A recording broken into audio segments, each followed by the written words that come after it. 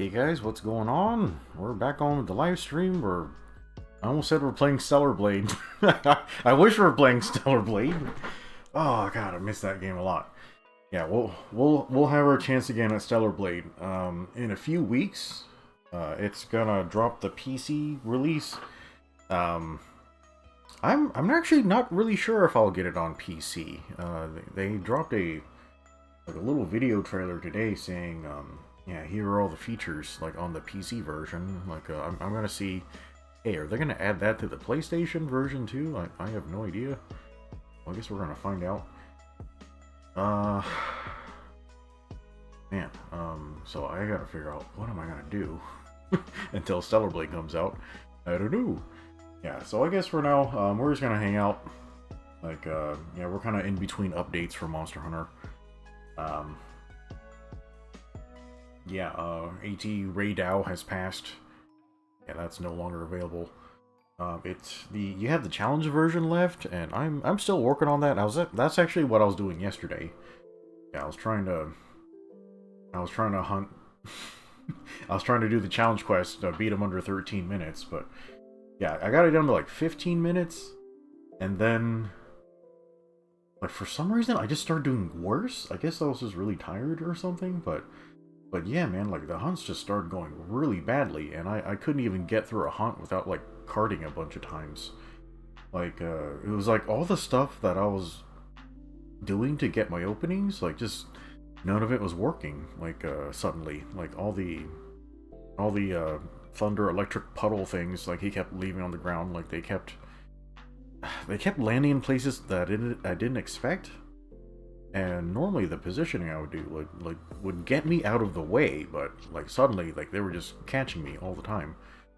And then something even weirder started happening where like the placement of the puddles is a little inconsistent to the point where, you know, normally you just have to block one, but for some reason he started like stacking them like underneath me. So I would try to counter, and instead of blocking one, there would be two of them that would hit me, and that would just get me killed. so yeah, that's been incredibly unfun. Yeah, yeah, AT Raid Out is okay, but yeah, he is a bit of a pain in the dick, and I actually don't really enjoy hunting it that much. A lot of people do, but yeah, I find it very annoying. But bleh. Okay. Apollo's here. What's going on, Apollo? He says PC mods on Stellar Blade would be cool for sure. Rex here. What's going on, Rex? Zara Jade is here. They say he only wants to play Monster Hunter Wilds, but his priorities are too strong in his life right now. Yeah, I should have been working really hard at that game, but yeah, I've just had like a shit ton of trouble just all stacked up like right when that game launched, and I guess most of that's over now, but yeah, it really robbed a lot of my momentum, so yeah, that's been nice. Yeah, so yeah, I suppose I should be really working hard on like making more videos for Wilds and making my Lance guide and stuff, and it's kind of funny. People were assuming that I already had a Lance guide out, but yeah, I haven't started it. Yeah, I'm still kind of braining it in my head. That's, in case you guys didn't know, that's kind of my process, is I kind of just work everything out in my head first, and then I write it down, and then there's a lot of fine-tuning. But it's actually kind of hot in my office right now. I don't know why that takes 2 button presses. That's really weird. Crossing Way says Gunlance has guard points now. Well, I don't know, man. I don't really keep up with Gunlance, but guard points just kind of come and go, depending on the Monster Hunter game. Yeah, sometimes it has guard points, sometimes it goes away. But, what's the point of it having a guard point if you can just perfect guard cancel at any time? Like, I thought any weapon that can guard can basically do that type of shit now, so I don't know. Anyway, yeah, today we're just gonna do an art stream. We're just gonna hang out and just work on some stuff. Yeah, I just realized this, this Epion drawing, I fucking started this bitch in May of 2021, And it is now May of 2025. So this bitch has been unfinished for like 4 years. There have been assholes that have like entered high school and graduated since I started this thing. So yeah, this is absolutely insane. Yeah, yeah, life's been fucking weird like since then. Yeah, I think this was like right at the start of the pandemic.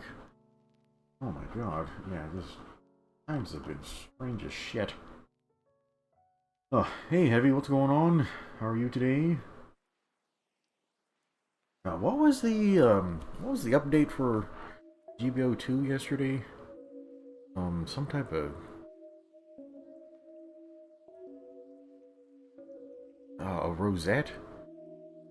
Yeah, that's I think it's from like Advance of Zeta or something. It looks weird. Yeah, I think it's like it might actually be like some type of big booty Barzam or something like that. I don't know. I don't know much about the rosette. Yeah, I do want to get back into GBO 2. Like not seriously. I just want to be able to play matches and try out new stuff. But yeah, it's kind of hard to get matches, customs and stuff. So you know, I don't know. Anyway, so yeah, what are we gonna work on today?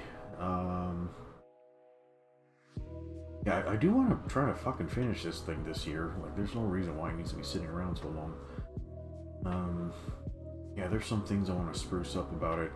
Okay, there's a bit of geometry on the wings, I think, could be improved. The beam sword here it's still, whoops. Oh shit. Yeah, the beam sword is still basically the original Epion beam sword design. Which, you know, that's fine. But compared to the rest of the geometry I've made, like, this looks very plain now, so I guess maybe I should update it also. Yeah, so I should probably update this design. Anyway, yeah, so I'm gonna work on this a little bit today. I guess we'll be here for a while. I do have work tomorrow, but I'm working from home, so yeah, not too many obligations like happening. Yeah, so I'll work on this a little bit. Maybe we'll start some new drawings, or maybe work some more quests. Maybe we can do some art games or something. But yeah, we'll see. All over the place with this design. Yeah, I don't think I'm really happy with this geometry right here. Maybe we'll fix that up too. Yeah, I just want to put a cape on fucking everything. Apollo says he bought an Epion kit finally. Yeah, I saw you posted that. I think you got a Master Grade Epion, right? Yeah, I have a Master Grade Epion in my backlog. I also have the Pede Bandai version with the giant fuck off sword. What did that look like again? Pede Bandai Epion.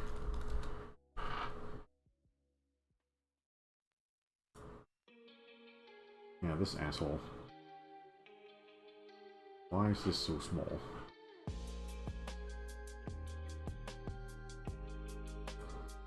Yeah, so I have this. It's a weird fucking idea, honestly. Yeah, so it's got like extra generators and shit. And you can hook it onto the sword to make it even bigger. I guess we'll just have to go to the website.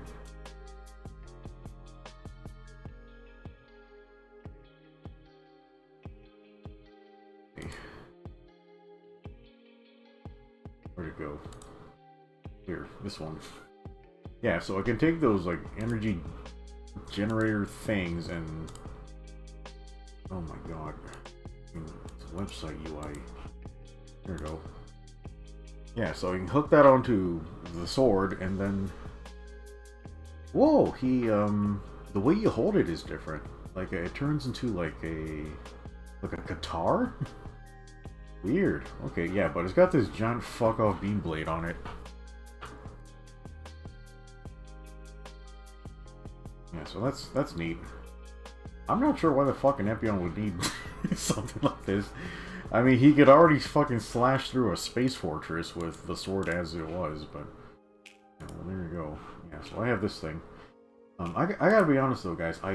I kind of don't like the Master Grade Epion. Like, it's, I find that its geometry is a little ugly.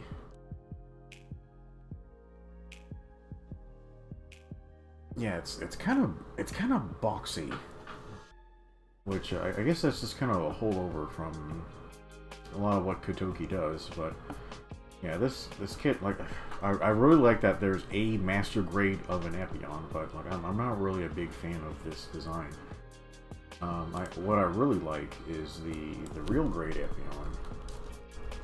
Yeah, this one looks really cool. Like, yeah, I finished this, what was it, last year? Yeah, I started it when I visited Salty, like, last year. Yeah, the real grade Epion is a fucking fantastic kit. Yeah, and I just really like its geometry. Specifically, I really like its shoulder pauldrons a lot more. Now, this image is not very good quality. But yeah, I think between the two kits, the real grade just looks better, and it feels more true, like, to an actual Epion. Like, this one, it just doesn't feel the same, like, for some reason.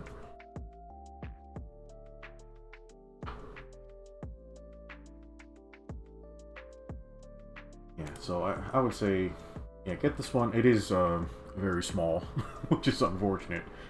What I would really like, which I don't think they would ever make one of these, is like a high resolution Epion.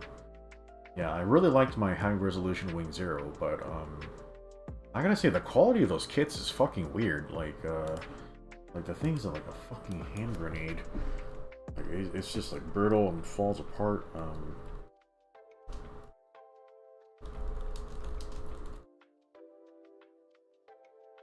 I don't spell it. Yeah, I love the design of this thing. It is gorgeous, but as a model kit, it's not very good. Like yeah, it just fucking fell apart. And then my hip joint, the hip joint on my high resolution kit, I just had it posed like on a stand, and I guess I had the legs spread a little bit, you know, as you do. but yeah, like my fucking hip joint fucking snapped just under the force of gravity. I didn't even touch the thing; it just broke on its own. And I'm like, fuck me! I don't think I can fix something like that. That sucks. Yeah, so yeah, this fucking $200 kit, like the hip joint snapped, and I don't think it's even repairable. Oh god, they even have special coating versions. Crazy. Anyway, so I guess I've been looking to purchase another one to replace it or something, but I don't even know if you can fucking find these things anymore. I guess they make like knockoff versions of it. Maybe I'll get one of those. I don't know. They also have like a high resolution Wing Gundam, which I only saw in the store like once, but maybe I can get one of these too. Fucking $300. Jesus Christ. What are you trying to do to me? God damn, I'm trying to fucking save money to travel and stuff, but fuck. Chat, should I buy a bunch of model kits or should I go to Japan? I don't know. I don't even know if I want to travel anymore because I was gonna take Goth-chan, but yeah, that fucking blew up in my face. That's nice. I guess I can't take her anymore. Yeah, I guess one of the main reasons why I didn't travel is, I don't know, in my opinion, like, vacation and travel stuff, it should be, like, fun and romantic and all that stuff, but, yeah, I don't have anyone to go with me. What is this thing? Oh, it's like a matte finish version? This might be a knockoff kit. Anyway, this is my favorite design for a Wing Zero kit, but yeah, the model kit itself is not good. Okay,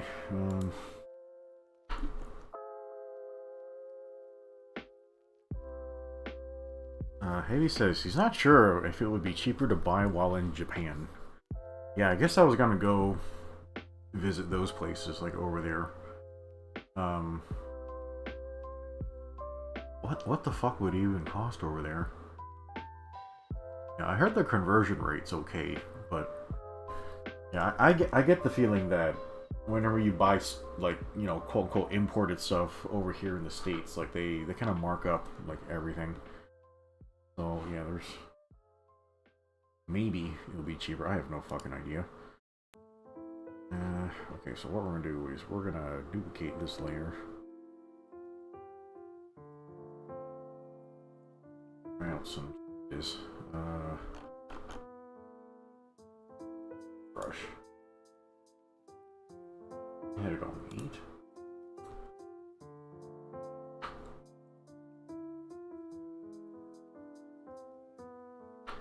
Yeah, Heavy says he's upset they didn't finish making metal builds of all the wing mobile suits. They didn't make a metal build of Heavy Arms and Sandrock.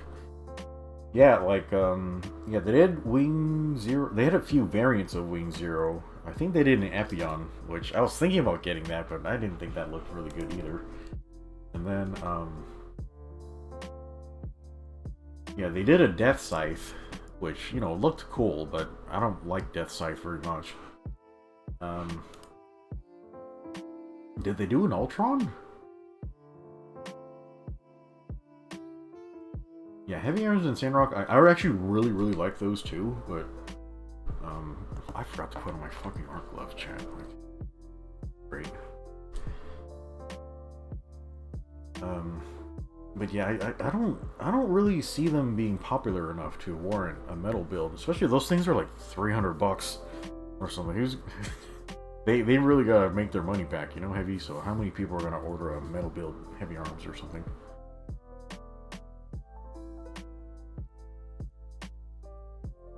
Oh, they did make a metal build Ultron. What does that look like?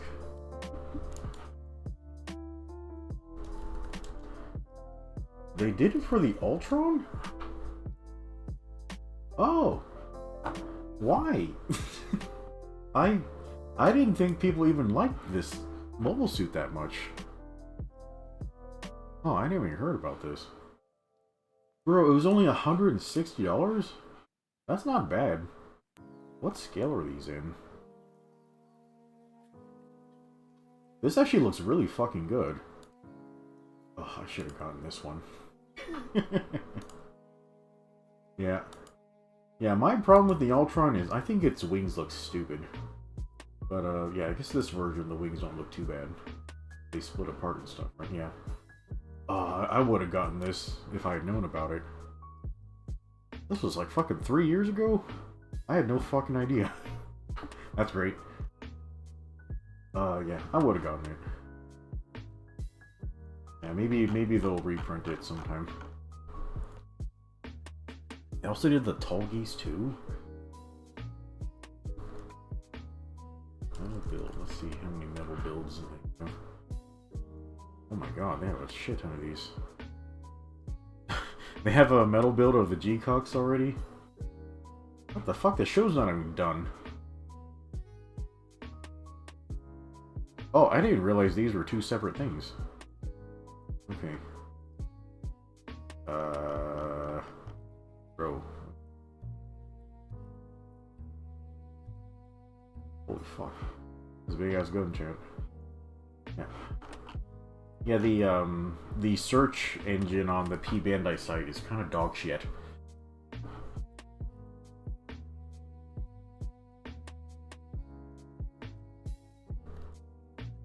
Build Tallgeese? Huh. Why did they do Tallgeese too? I would have gone for like a regular Tallgeese. Damn, this thing's got some thighs on it. Nice.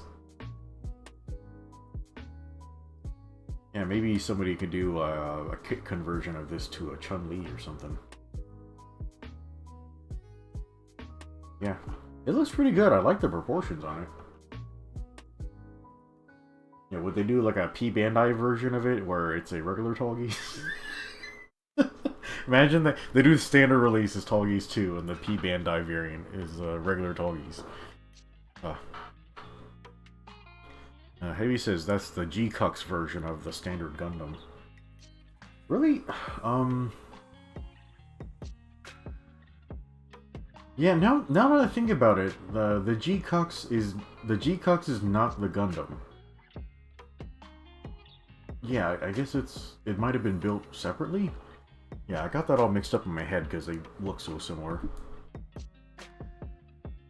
Paul says Tall Geese 2 is kind of the odd duck of the Tall Geese. Yeah, I agree. Probably because Trey's got all of his stuff up in it. it's because Trey's is the odd duck. Yeah, he's a bit of a weirdo. Yeah. As much as I like Trey's, yeah, he's fucking weird. Yeah, I almost bought one of these.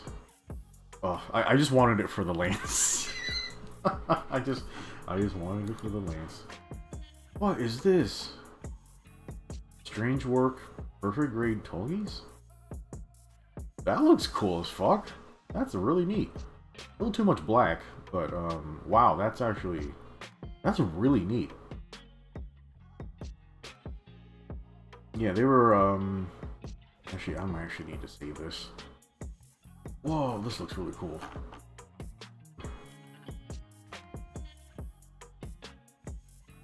Yeah, I might need to save this for later. Oh shit, I don't... What is all that? I think I might have seen a nipple or something. Sorry, chat. Sorry, I didn't know what these Chinese websites are gonna bring up here. They had like a fucking figure of Pigsy from Journey to the West. Like, what the fuck? Who wants a figure of that? Oops. Anyway, yeah, this thing looks really neat. I'll have to check that out later. Oh. Okay. I think I know why they did Toggies 2. It was because they wanted to pair it with the Ultron. Yeah, that has to be the reason. Yeah, I should have gotten that Ultron, dang it.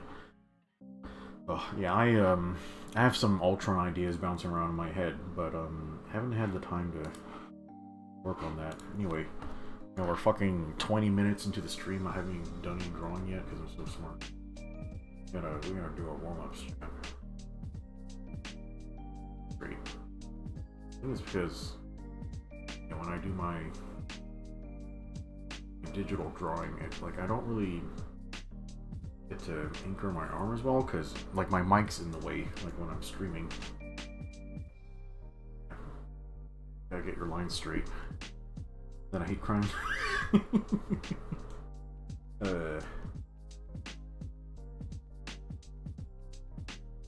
Yeah. Ugh. Yeah, I really wish AT Raid Out wasn't such a bitch. I was fucking working on that for 3 hours.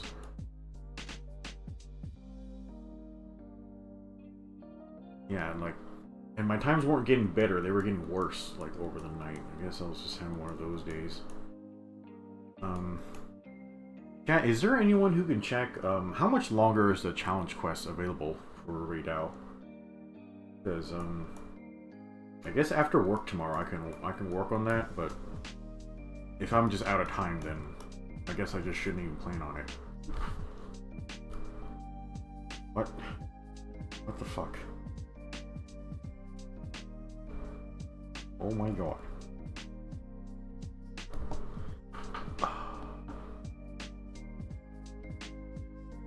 Are you fucking serious?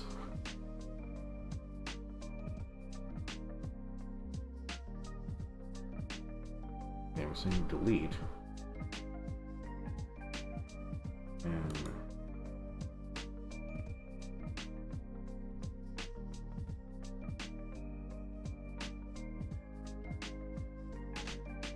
odd.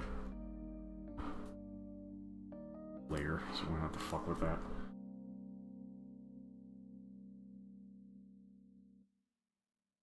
Yeah, Paul says he wants a Flugo as well. It's quite cool. Probably just give his lance to his Tolgies 3 to make it even better. He got both of his kits the next day, which he's surprised usually takes 4 to 5 days. Apollo, when you import kits to the UK, like, is that a difficult process? Because I remember our other moderator, Sars, like, he talks about importing kits, and he's always fucking bitching about the process. So yeah, I'm not sure it's difficult when you do it. The Toggies 3, I mean, it looks cool. I mean,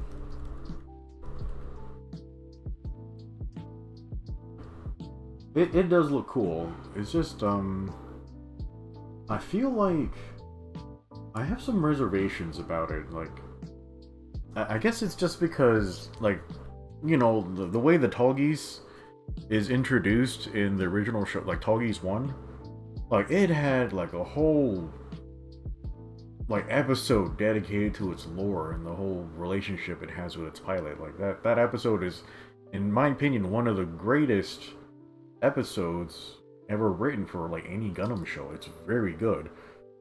But, Tall Geese 3, it just kind of shows up and you don't really get to spend any time with it, you know? And then on top of that, it doesn't really have an identity of its own, you know what I mean? Like, it just kind of mushes on a bunch of stuff that Zex has already done. Like, hey, I'm gonna have a heat rod, like on my Epion, and I'm gonna have a beam cannon, because, you know, I wanked off in the Wing Zero for 5 minutes. Yeah, I don't know, so and, you know, like, it should have had more Tall Geese in its personality, in my opinion, which, you know, he was doing all these fancy maneuvers at the final battle with all the serpents on the ground, which, you know, that was pretty Tall Geese-y, but, yeah, I think they were trying too hard to make the animation look smooth, so it kind of came off that, man, the Tall Geese doesn't look very fast, it just looks really heavy. Which, you know, I still appreciate the animation quality of that last battle, but yeah. I don't know, I think they should have emphasized its speed, like, a little bit more. But yeah, like, yeah, Endless Waltz, I don't think it utilized its time very well. Like, it's still one of my favorite, like, Gundam movies, but yeah, they spent a bunch of time just retrieving the mobile suits from space, which, yeah, that's not very exciting. But, anyway. Oh, this is nice. Man, this guy got this to look really good. Black Swan. Chat, did you know, the phrase Black Swan? Like, I work for, like, a brokerage company. Like, basically we trade stocks and stuff, so. Black Swan events are described as, like a 1 in a jillion chance the market just fucking blows up suddenly, and it happens so fast nobody can respond to it to stop the losses. And so, these events are supposed to be really rare, right? So, one of these events actually happened when I was out on vacation, like a few years ago. And, yeah, my coworkers were pissed, because I was not in the office to help them with all the shit that was happening. Yeah, so that was really goofy. But yeah, it always reminds me of that. Also, I saw some black swans when I was in Hawaii. Can we look this up without running into some shit? Yeah, so a black swan, it's a real fucking animal. Yeah, this actually might have been where I saw these guys. Yeah, so I went to visit this temple in Hawaii, and they have these black swans there. They were gifted to the temple. And, yeah, the reason you use the phrase black swan is it's supposed to describe something that's incredibly rare. Like this particular species of swan is, like, always black, I think, but what the black swan is describing is, you know, it's like a rare mutation. Like, 1 in a jillion chance. You know, have all these swans that are white, one of them's black. So yeah, when I was at this temple, they give you these feeding pellets so you can feed all the koi fish and all the ducks and the pigeons, and yeah, they have all these zebra doves, like, over there. Those are really funny. So yeah, I was feeding these I was thinking I was feeding the doves, and then this swan rolls up to me. And I put out my hand so it could eat, like, out of my hand, and it fucking, like, it just fucking, like, whomps my hand, like, just fucking clamps it. Like, so, yeah, I got bit by a black swan. So, yeah, that's always, like, really funny to me. Like, so I always tell that story when I talk about black swans and shit. Anyway, Tall Geese.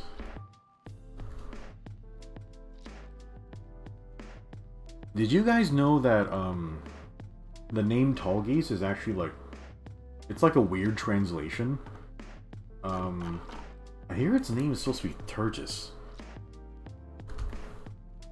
Like something like this.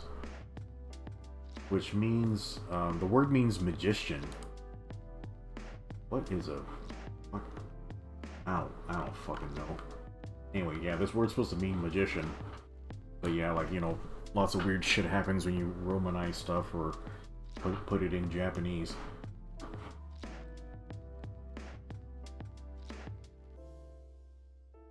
Oh, okay. I haven't drawn shit. Alright, so, what I think I want to do...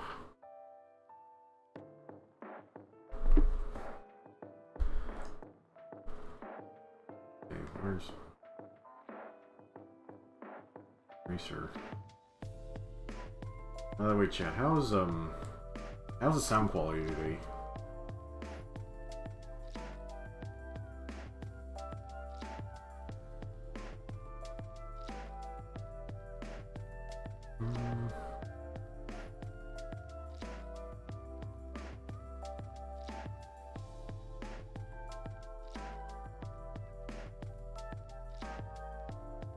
Yeah, I was thinking about, now that I have this new Ethernet cable, and my fucking upload speed is like 200 megs a second or some shit, I guess I can actually increase the quality of my live streams or something? Like, I might even be able to get 4K 60 or some shit, which sounds fucking crazy to me. Yeah, I can barely do like 1080p 30 frames a second before. But yeah, maybe even doing...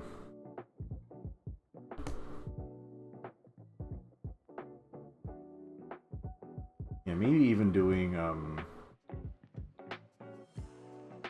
1080p at 60 frames a second might be cool.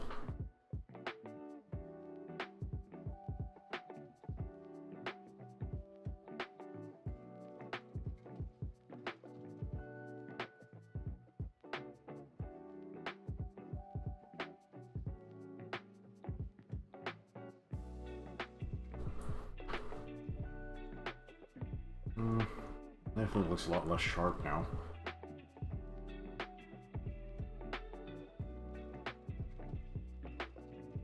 I just didn't connect it.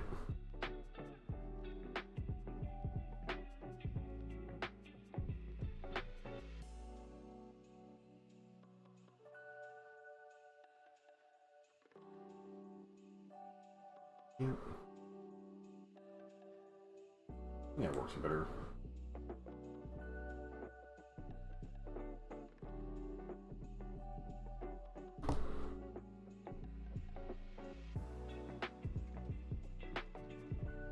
Yeah, I think I'll do that. That looks better to me. Okay, and then these lines are bothering me because it makes this part look too thin.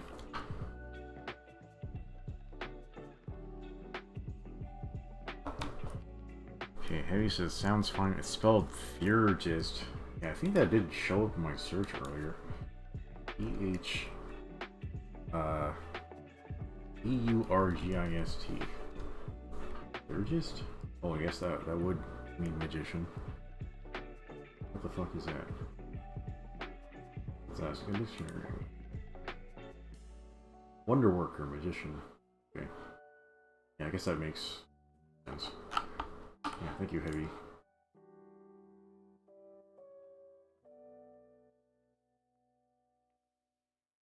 Okay, Rex says the Arch-Tempered Ray Dow Challenge ends on the 20th. Okay, so it basically ends on the same day where they're gonna give us the event quest to get the scarf. Yeah, so I'll probably stream the scarf stuff just so we can hang out for a bit. Yeah, actually, I have a role available for a god role on an Ardian Lance. But I wanted to put on paralysis, but I don't have the mats I need to make a paralysis lance, so that's really retarded. So I guess I need to farm some tempered monsters next soon. Let's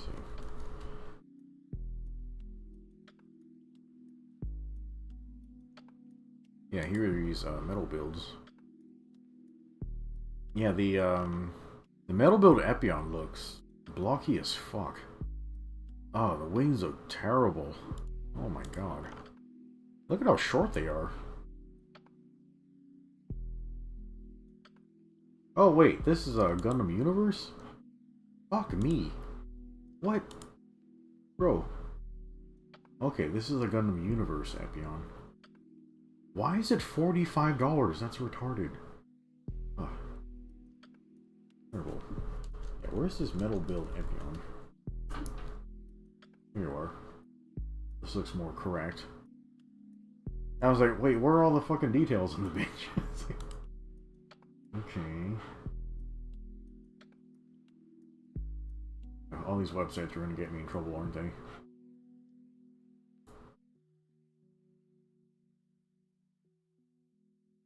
Yeah, that looks a little better. These vents look random as fuck. What is this? They're just... What? They're all in like 3 different directions. That doesn't look very good. Yeah. It's like they basically just, they took the original geometry. They made its silhouette a little sharper. And then just added some random fuck off details that don't make any sense. Yeah, look at these things. They look like they're just painted on. Yeah, I don't think this looks very good. I don't think anybody should get those.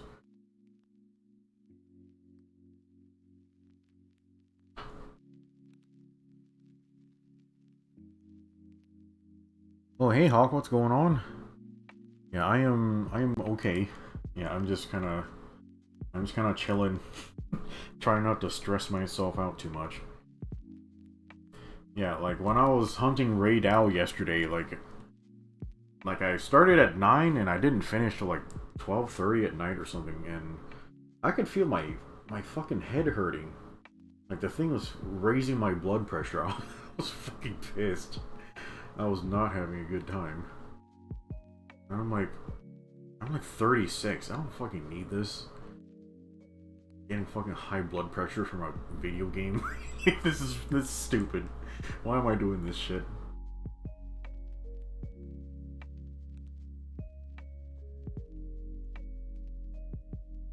Okay,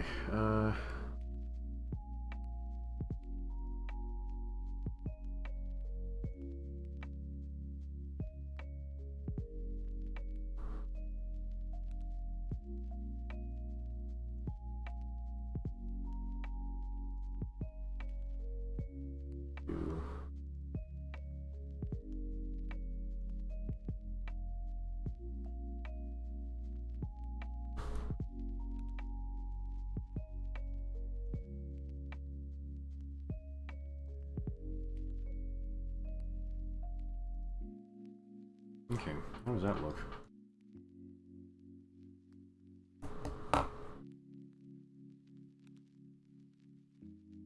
Yeah, that... It feels like it flows a lot better, but it kind of conflicts with a lot of the other geometry I already have going on. Dang it. I don't even know if you guys can see that. It's like 1 pixel wide on your screen.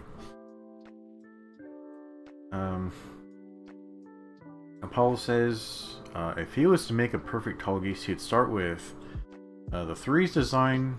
I think it's accent color purple, not blue. Give it the Flugel Lance with either the original shield, and he's mixed on the main weapon, but he thinks he'd give it high heel feet. That sounds like a Tallgeese Noin custom. That would be sick. Yeah, why not? Why not give Noin a Tallgeese? I don't know if Homegirl can handle the G's.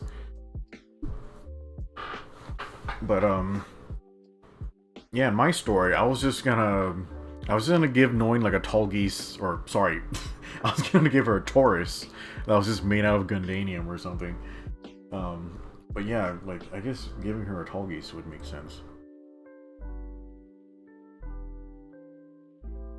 Yeah, I don't know if she's ever been, like, that kind of pilot, though. Yeah, you gotta keep in mind, like, the whole lore behind the Tallgeese is, like, The Tallgeese is a mobile suit. They were saying for dueling. It can only be used by somebody who doesn't have any regard for their own life. Like, they're willing to throw their life away in battle. Like, that's the whole lore behind the Tallgeese. So I kind of feel like knowing piloting the Tallgeese is kind of like, that's the opposite of how she thinks, you know? Like, I don't think that would, like, just ideologically, that wouldn't really work well. Like, I know it's a cool homage, like, to her, you know, boyfriend and all that, but just ideologically, I don't think knowing she'd be piloting a Tallgeese, because her whole shtick was she believes in the value of life. Like, she doesn't want any of her soldiers to die in battle. So her piloting a machine that, you know, you have to be willing to throw your life away to use it properly. Like, yeah, that gets all your signals mixed up. I don't think that works, you know, writing wise. That's just my thought on that, though. But yeah, I can see how aesthetically, like, a annoying custom Tallgeese would look cool.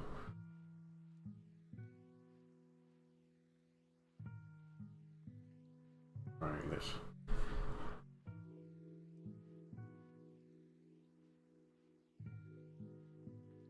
Okay, I think that's better.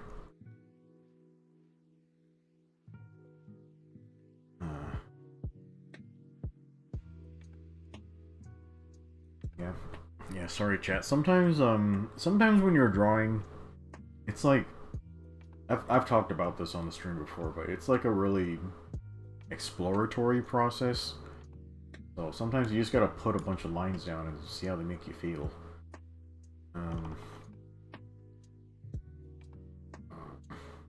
Oh.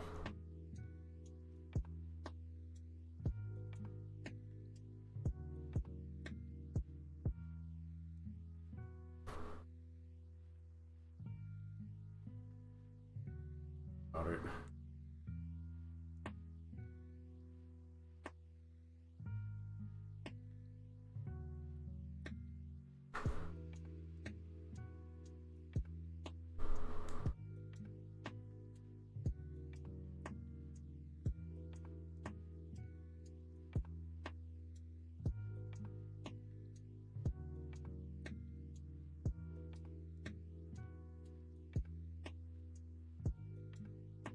A little better? Yeah, I think that works better.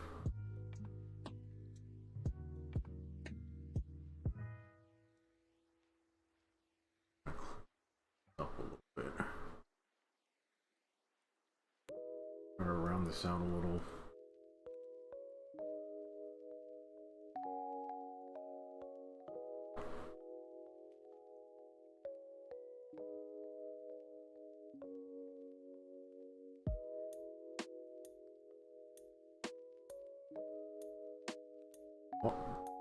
Oh, okay. That line was behaving really weird. Why couldn't my eraser hit it? Ah. Line got really messy. Jesus Christ.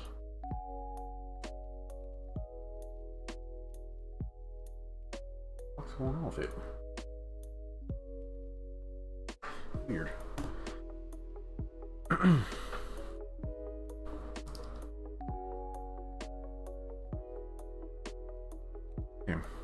Apollo says, for lore reasons, a annoying Tallgeese could be a toned-down Tallgeese that uses, for more uses on military application. That's, on its thrusters, has more sensors, more computer aids to boost pilot survival. Heavy says, just give her the Tallgeese Zilong. What is that? Yeah, I haven't kept up with the new books.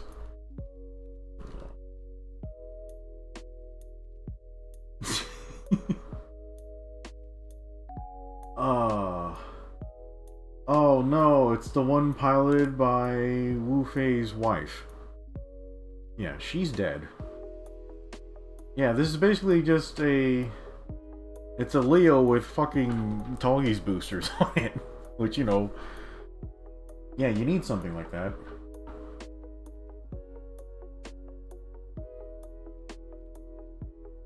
I don't know. I feel like my girl would she'd be happier in like an Aries like or something. Yeah, didn't they also make like a there was something Zex piloted before he got the talkies. It was called like the Leo Griefer or some shit like that, right? Fuck. Here. Yeah, this thing. This thing looks stupid. Fuck.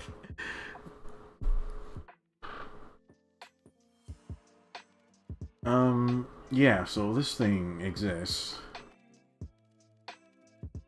Why did they make this if the Z-Long already exists? Well, the Z-Long, it might have been... It might have been made by Wu Fei's clan, so maybe Oz just didn't have the data on the damn thing, but... Yeah, conceptually, it's like the same shit.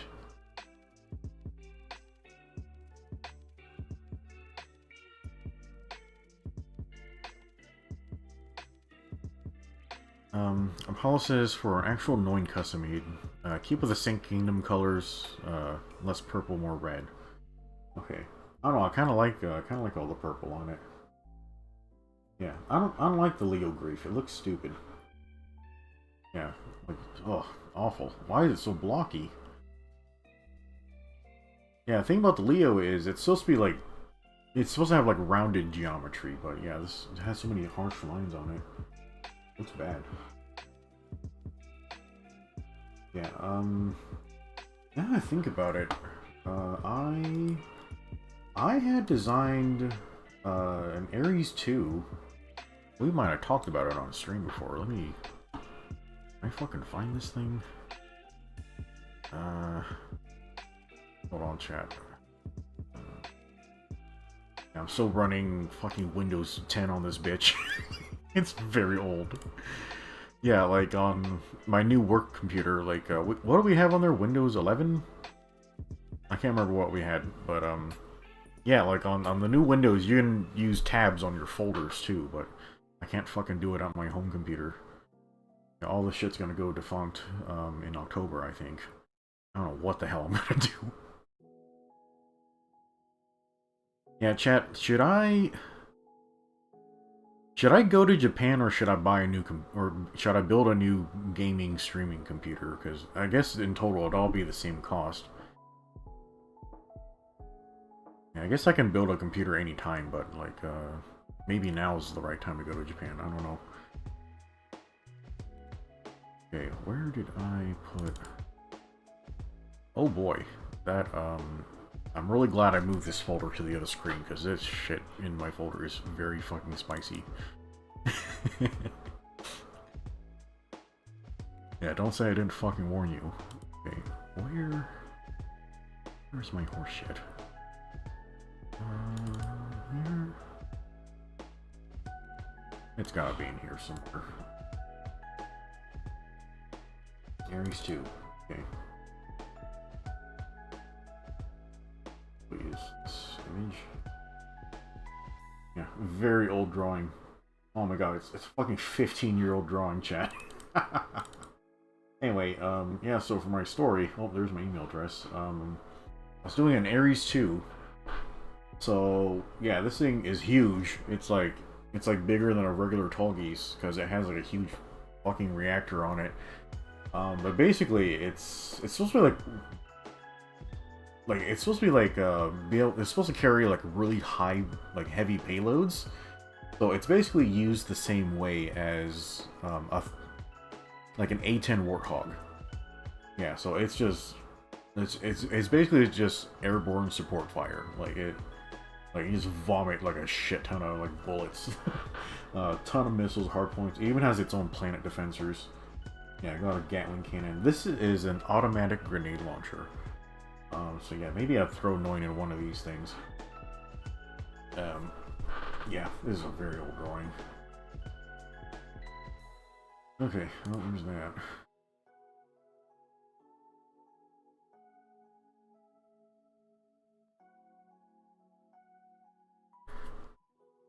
Rex says, PC setups are temporary. Going to Japan is a lifetime experience. Yeah, I guess you're right. Yeah, I just wish I had somebody cool to go with.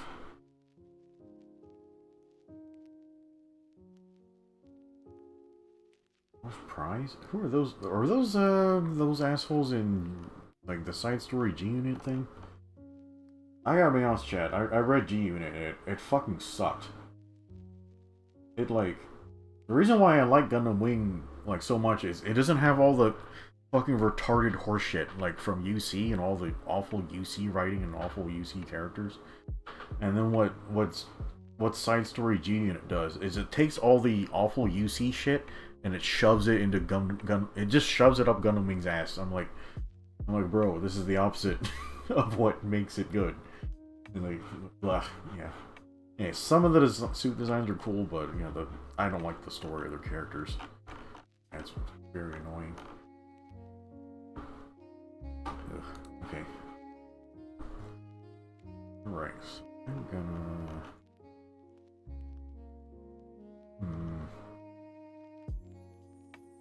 I'm gonna add a line here.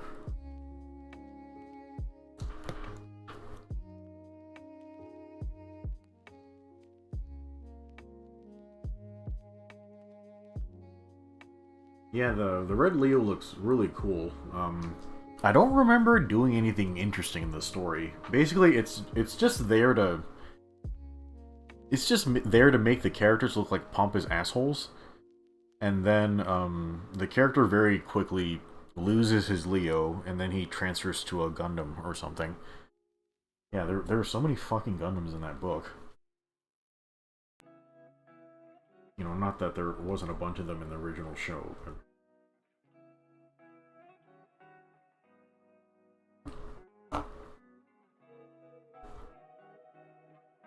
Okay, I'm probably gonna make this line heavier.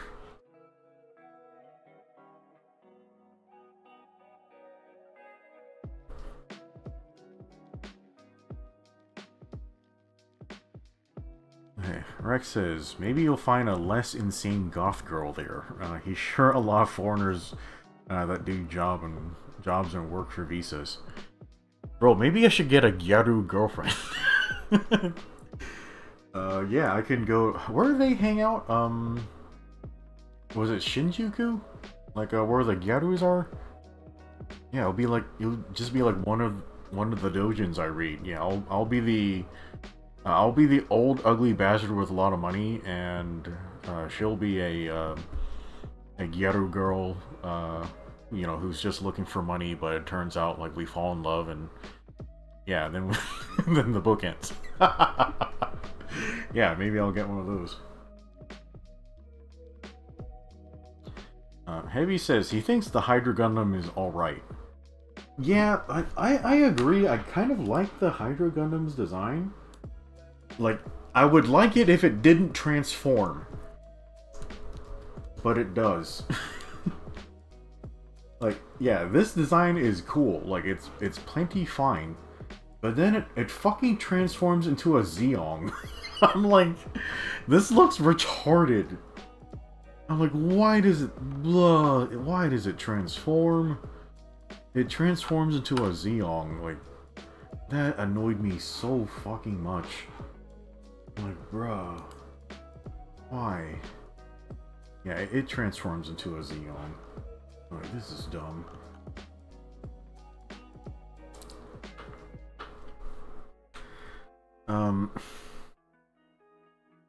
Yeah, a lot of the G-Unit designs, they're like that. It's like, hey, we're just gonna fucking randomly transform into Zeon suits for, like, no reason. Whoa, what is this? This is cool. I guess this is somebody's kit bash or something. It looks really nice. Yeah, they did a good job with this. Yeah, pretty cool. Wait, is this real? I think this is actually real. Oh, fuck me. It's actually signed by Koti. It's signed by Tokita. Yeah, he's the mangaka for G-Unit. I think this is fucking real, chat. No fucking way. Bro. I think it's actually real. Okay. Oh, Life is Bad is here. He just signed up to a channel membership. Oh, thank you very much, sir. Yeah, in case you didn't know, yeah, the channel is activated for channel memberships, so yeah, a membership just, it kind of pays like a monthly thing to help support the channel, but yeah, I really appreciate you, Life is Bad. Yeah, thank you for supporting us. Heavy says, they also added the wing version of Trans Am. I forgot what they called it. It was like the PX system or some shit like that. Dude, it was like the most... Yeah, basically it does the exact same thing as Trans Am, but it just felt so... childish, I would say. I don't know. I'm gonna save this for later. I can't fucking believe I found this. This is neat. Is this really Tokita? Version... Oh, fuck me. Chat, how do the Japanese write dates? So he did this in 2020? Yeah, February 12th, 2020. Oh, this is so cool. I can't believe I found this. That's so cool. Yeah. Bro, if he just used this instead of the Hydra Gundam, I would have had like 50 times more respect for that guy.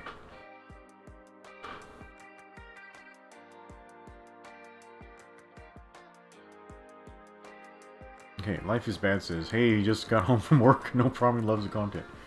Oh yeah, in case you guys didn't know, if you have a channel membership, you can use the custom emojis in the live streams. So they look like this. I have like 8 of them so far. I think we actually might have enough channel members where I can add more. But I went into my YouTube settings to try to add more, but I couldn't fucking find the settings again. It's like, where did it fucking go? Like, the UI is so bad. Like, holy shit. Oh, is this the... Yeah, he's got more of these. Huh. Bro, I fucking love the Sandrock Armadillo. It's so cool. I can't wait to build that kit. I have it, like, sitting right behind me, like, right now. We should look at this. Ah. Oh no. Oh, the resolution's bad. Yeah, the Scorpio, that thing's fucking weird. It's like all legs. Yeah, this thing right here, the Burn Lappius, like this thing is retarded. I mean, I actually really like Hygogs, but it like it's like a Gundam wing suit that transforms into a Hygog for no reason. Like, what the hell? Oh god. Jesus, is this Arabic?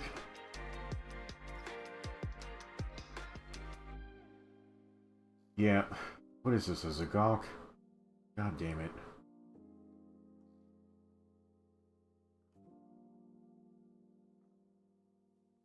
Yeah. What's his name? Volder? The guy who pilots the Hydra Gundam? Dude, he was all like, yeah, now that I have this Hydra Gundam, I'm gonna challenge Trace Kushrenada to a duel, and then, yeah, he learns that Trace actually died, and he can't fight him anymore, and he just, like, loses all the wind in his sails. Like, I actually felt really bad for him. He's like, oh, now I can't have my really gay feud with Trace. Oh, yeah, I felt really bad for him. But yeah, he would have fucking lost.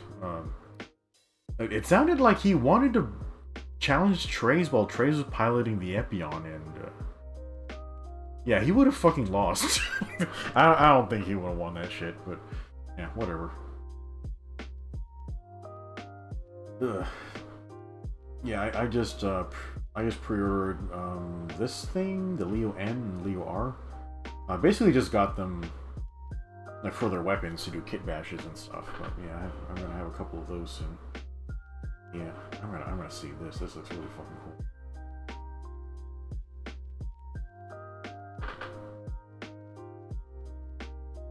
Okay, Rex says he wants to add the derp dog and the sloop cat as more emojis. Yeah, those would be really good choices. Life is Bad says, he got more Gundams yesterday. He's gotta go pick them up. Yeah, which ones did you get? Paul says, seeing Trey's pilot the Epion would have been cool. Yeah. Yeah, my whole weird thing about it is,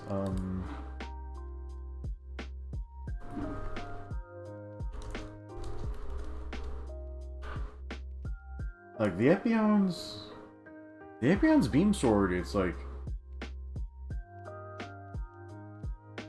it's supposed to be like a two-hander, like a Zweihander or something, but the way they animate it being used in the show is Hiro uses it like a katana, which is fucking weird. Like, I guess it's a beam sword. It doesn't matter how you use it, really, but yeah, I don't know. I'm just gonna chalk that down to the animators are Japanese, so yeah, so they just don't know other ways of like doing stances and stuff. But yeah, it would have been nice if, you know, it used some forms that were like European, like, or something. Yeah. Yeah, Apollo, get the real grade Epion. This thing is fucking sick. It's very good. It's a very good kit. Oh, okay.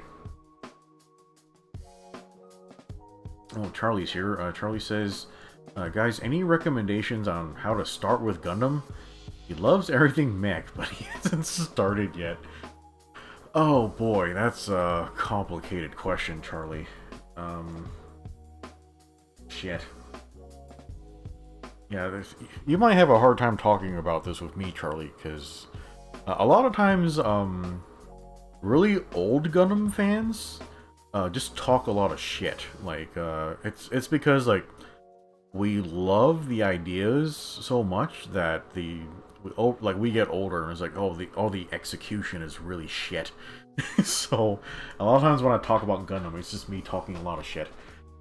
But yeah, so you love mech stuff, Charlie. Tell me about what stuff you like already. Like, what's some stuff you've already watched? What about mechs you like? Yeah, are there any Gundam things you've seen already? I really fucked up those lines. Blah. Shit. Sure.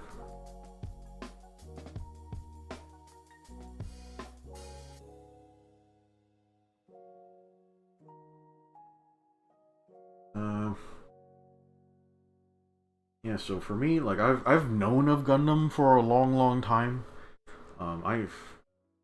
I'm an American, so I started with Gundam Wing, and like after Gundam Wing, they went through and aired OG like Gundam like 0079.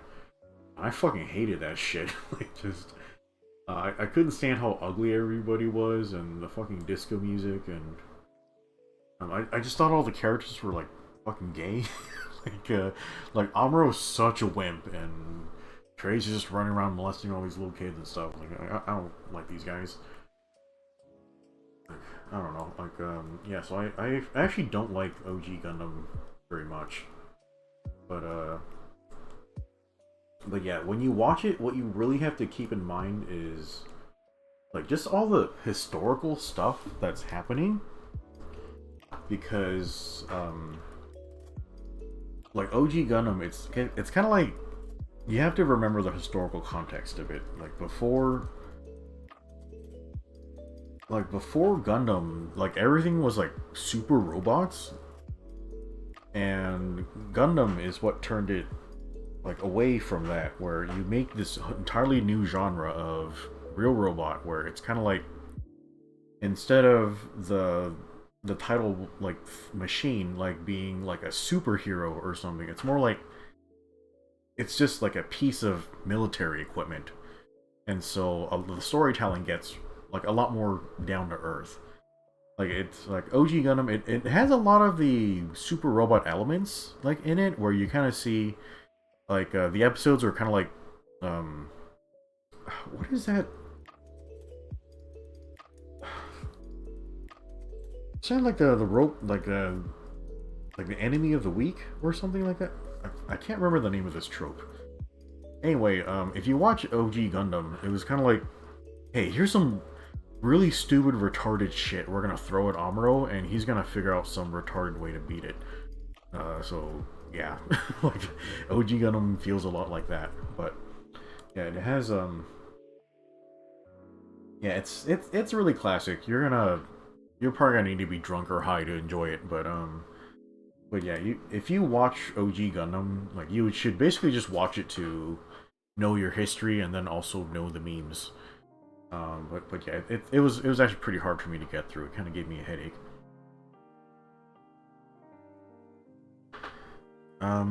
Apollo says he might check out the real grade Epion. He's not trusting of real grade kits. No, this one's very high quality. I highly recommend it.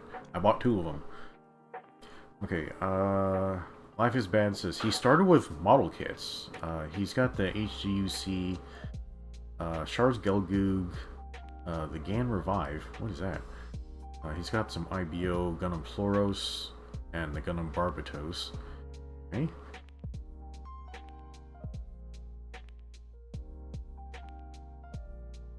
Okay, Charlie X tells us Evangelion was his first mecha anime, and then Zoids. Okay, you got a nice spread here. Transformers, and even it's not Gundam, but Ultraman was a big thing. Okay. Yeah, Ultraman's kind of like Tokusatsu, but everyone's like kaiju sized. Yeah, that's a cool combination in it. And he played some Armored Core games. He loves the scale of the fights. Okay. Alright, so you have a wide spread of mech interests here. I would say of all of those, Zoids is probably the most similar to Gundam, where, you know, kind of like the mechs and the power levels are really down to earth. I think I ended up watching the OG Zoids thing, and they kind of got some super robot things going on sometimes, but let's see. Charlie says he remembers Gundam Stardust Memory was available on TV when he was little. It was great, but they only streamed like 4 episodes, lol. Yeah, let me think. Yeah, why don't you do that, Charlie? Why don't you look up Stardust Memory and watch that? Because, here's a kind of a really weird way to approach Gundam, this is actually how I would recommend. So the thing about Gundam shows is usually they're really long. Like a standard Gundam show is like 50 episodes or something, which that's a huge time commitment. And yeah, so that's kind of hard for people to do nowadays. People are short on time, you know. So what you can do is you can try watching some of the OVAs. So those are shorter. They're going to be like 13 episodes or less. So yeah, that might be a cooler way. So you kind of get the gist of things, but it's shorter. The OVAs, they tend to be more down to earth. There's less magical horseshit like happening like this, new types and stuff. There's this YouTube channel called Gundam Info.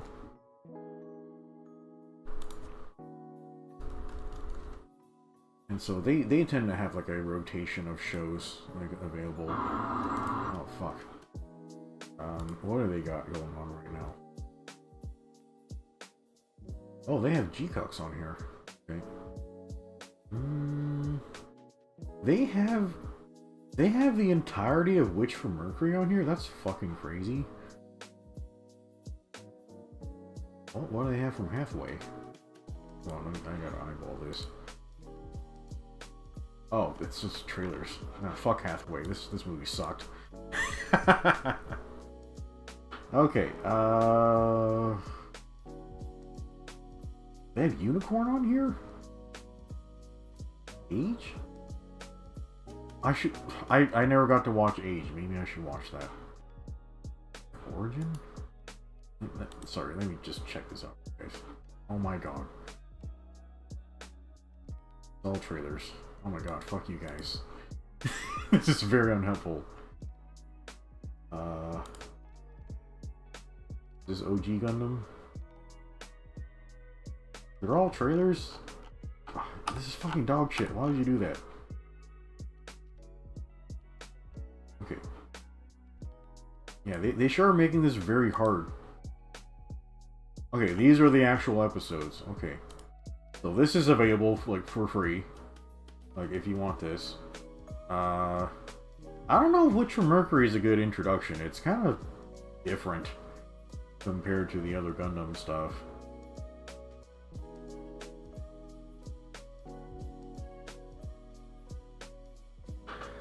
Let's see. Oh, Heavy earlier, he said... What did he say? Oh, he looked up that Leo... it's from a retelling of G-Unit called G-Unit Operation Galliarest. They have some new Gundams in that. Really? I had no fucking idea. I guess I have to check that out now. Damn it, Heavy. I'm kind of low on time already, bro. Okay, Charlie says... Okay, dude, having Gundam models is so badass. He always wanted one, but the series is so huge by now that it's hard to get started. It's like Warhammer or Star Wars. They just went beyond the first source material. Yeah, if you're gonna start with models, just don't even worry about it. Just pick what looks cool to you and just grab that. Actually, my first model kit was this thing. I think 3. Wait, Gundam V2. Ah, not that one. This one. Yeah, so this was actually my very first model kit, and it's from Victory, a show I haven't seen before. Like, at the time, I was just a Gundam Wing fan. But yeah, I thought this design looked really fucking cool, so I bought the kit. And I fucking mangled it, because I was 12. Yeah, but yeah, like, you don't... When you buy a model kit, like, it helps to know the story, so you can, like, really adore and appreciate, like, the mobile suit. Like, that's kind of one of the things about me. Like if I buy a model kit, I really have to like the character of the mobile suit, like kind of the thing, like the story it has and what it represents, all that type of stuff. So yeah, that helps a lot. But Charlie says, do you need to build it and stuff? He would love that. Yeah, it's a model kit. You just snap it together. Yeah, I don't have any videos of me building something, but yeah, you put these together. Yeah, it's actually kind of rare to find a Gundam thing that's an action figure where it's just ready off the bat. Like, you usually have to snap it together. So, if you want to start with a model kit, look for stuff called high grades. They're a little small, but yeah, they tend to be lower on the difficulty side. Like, if you want to put something together. What's the best way to show this to Charlie? Okay.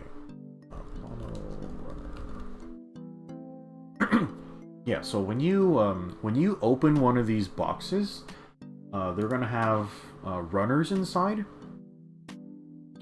and so these are just the plastic mold injection that they do. Like, it has all the pieces, so just get some clippers and yeah, you clip out the pieces and then you snap them together. You don't even need glue. So yeah, you can just snap these together. It's really fun. Like, it's a really fun activity. I find it really relaxing. It hurts my fingers really bad because they're really sharp. but yeah, it's pretty fun. Yeah, so just go out and look for something you think is cool. Life is Bad says his first model was the Bawu. Paul says no glue as well. That's a bonus. Yeah. Okay. Let's see. Oh yeah. I didn't really recommend you a show yet. So. Okay. So here's something really weird, Charlie. So. You said you had watched Evangelion, so weirdly enough, Gundam, like the studio that does Gundam, Sunrise, they kind of fucking ran out of ideas. So they're like, hey, what if we hired the guys who did Evangelion and they made a Gundam show for us? So that's how we end up with G-Cux. It's really G-Quux, but I just say G-Cux because it's a meme.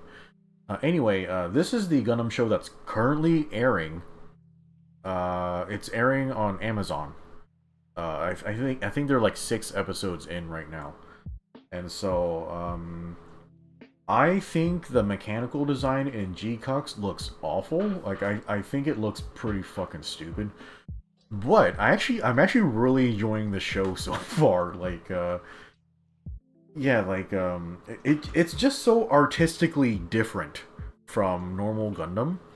So since you're familiar with Evangelion, maybe this would be a good entry point into Gundam. But just keep in mind, it's kind of like a what if like alternate timeline thing on OG Gundam. Spoilers, by the way.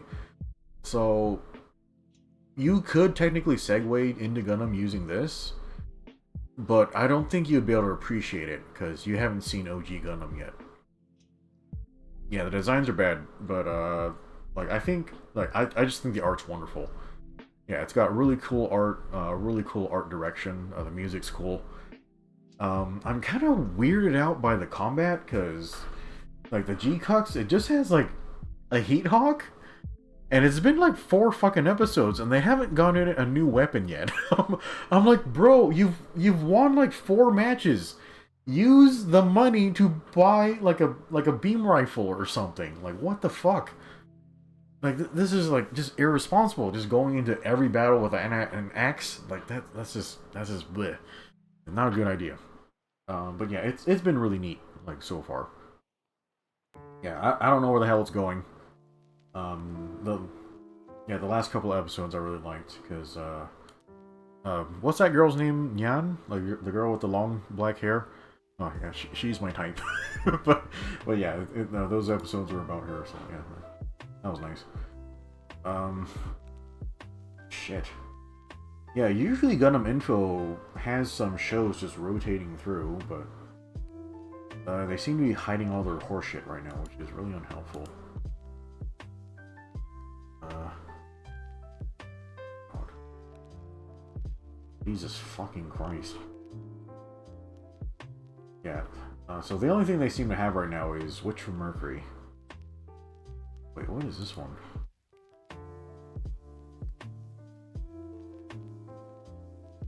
Is this the one that really fucking sucked? I can't remember. Anyway, Charlie, I guess... Yeah, I'll just lean back on my previous advice. Yeah, try starting with Stardust Memory, and then maybe 8th MS Team. And then that'll kind of get you into the gist of Gundam. And then if you feel like you like it, try going back to the older like UC stuff. Kind of keep it all in the same timeline. If you find that you want your Gundam to have more flavor and creativity, try watching one of the alternate universe things that aren't UC. So things like Witch from Mercury, Gundam Wait, and G Gundam. Yeah, so there's a lot. But yeah, just see how you like it.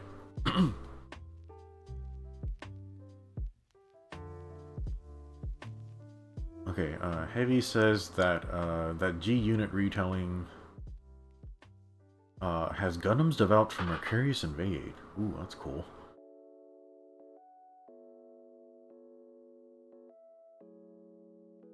Oh, yeah, War in the Pocket. Yeah, that one. Yeah, that one's very, very like down to earth.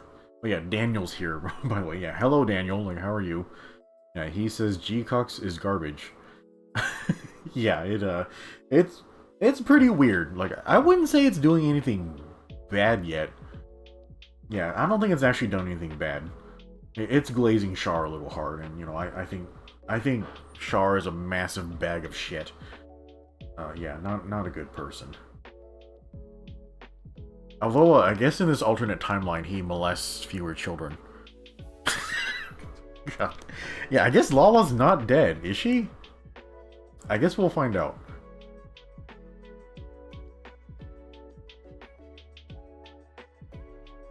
Charlie's asking, is the OG Gundam being streamed somewhere? I don't know. Okay, Daniel says he just hates the art style of G-Cux. Really? Actually, I really appreciate its art style, because if you haven't noticed, Daniel, the in-house style of Sunrise is really fucking bland. Like, just everything looks the same. Like, they're not even trying to be expressive or artistic, like, at all. So, like, I find G-Cux is a really welcome departure, like, from the regular house style for Sunrise. Okay, Daniel says IBO is the best alternate universe. Yeah, Daniel and I are gonna fight about that, because personally, I think IBO is fucking terrible. Like, yeah, some of the designs are cool, but the artwork is just really bland. Like, just the animation quality is really lazy. And then, like, the fights just aren't memorable, and then all the characters are incredibly retarded. Like, they're all just a bunch of dude Chad bros, and they just run face first in the battle and get themselves killed. And, you know, that's the entire show. It's just rinse and repeat that for like 50 episodes. Daniel says, Wing is for boomer weebs. Yes, that is exactly what I am. I'm an old man, and I'm a weeb. Apollo says, Char was only good when he wasn't Char. I mean, what were his other fucking identities? Like, so when he was Quattro Bagina, he was... Yeah, so when he was Char, he was grooming Lala into a child soldier, like, to pilot the Elmeth. I guess she was about 17, like, by the time the show rolled around, but I'm pretty sure they met, like, years and years ago. Let's see, he canoodled Haman when she was, like, 15. She might have been younger. And then, when he was Quattro Bagina, like, that's when he was grooming Camille into being a child soldier. And then, what were his other identities? Yeah, and then... Did he ever take on the name Caspal Daikun again? Daikun? I can't remember how to pronounce that. Anyway, when Char's counterattack rolls around, yeah, that's when he's grooming Quest into being a child soldier too. Like fuck me. Yeah, this guy has a pattern, you know, and yeah, he should have been put in the ground like a long time ago. I really wish Amuro just iced this dude, but he didn't. So whatever.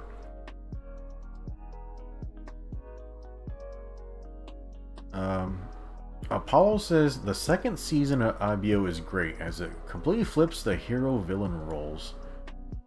Does it? I don't know if I would agree with that. It's like, it kind of ended up being like, yeah, the bad guys, they couldn't figure out how to beat the bad guys, so the bad guys just won through incompetence. And then, it's more like the bad guy, or the good guys ended up being retarded and corrupt. And so they all died. Spoilers, by the way. Yeah, I wouldn't really say it was them becoming villains. It was just more like they were revealed to be incredibly incompetent. Like, yeah, what's a better flip of that? I don't know. If you want to watch something like that, I would suggest watching Code Geass instead. I think it kind of handles that a little better. Yeah, this show was pretty neat. Yeah, I like this show a lot. It's got some fucking plot holes, but yeah, very entertaining. Yeah, like Lelouch is a really great like mastermind character. I really enjoyed this show. The mechs, they're pretty grounded at first, but they get to be like crazy ass fucking super robots like later on. Like they start fucking flying around their beam wings and shit. Yeah, actually this show was it was airing at the same time as Gundam 00, which is kind of why the two shows kind of share a lot of elements. Like I think yeah, Code Geass Season 1 aired first, and then they did Season 1 of 00, and then they kind of switched between the two shows. So, the Lancelot is actually the reason why the Gundam Exia has all those fucking swords on it. Because they were like, hey, the Lancelot dual-wield swords, and everybody really loved that shit. So, yeah, let's make a Gundam with fucking 50,000 swords on it. So that's why they made the Exia the way that is. But yeah, I really love Code Geass. They made a bunch of fucking spin-off shows and sequels and shit. But I haven't been able to get into them yet. Who is this? I don't know who this is, but I think I'm already into her. Sorry, chat. I just fall in love like really fast. Yeah, it's a very bad quality. Anyway, yeah, I would recommend Code Geass over IBO. What else is kind of fucking similar? Maybe Death Note? Yeah, there's no mechs in there. Bro, Death Note with mechs would be badass. That would be fucking sick. Apollo says the best Char was full frontal. What was that? The Gundam Unicorn guy? I better be careful how I type this in. Wow, I made a typo. That's great. I don't know, bro. Like, I guess he kind of carried himself well, and he was a really good pilot. But the writing on this dude is fucking weird. Like, yeah, spoilers. Like, so at the end of Gundam Unicorn, he's just like,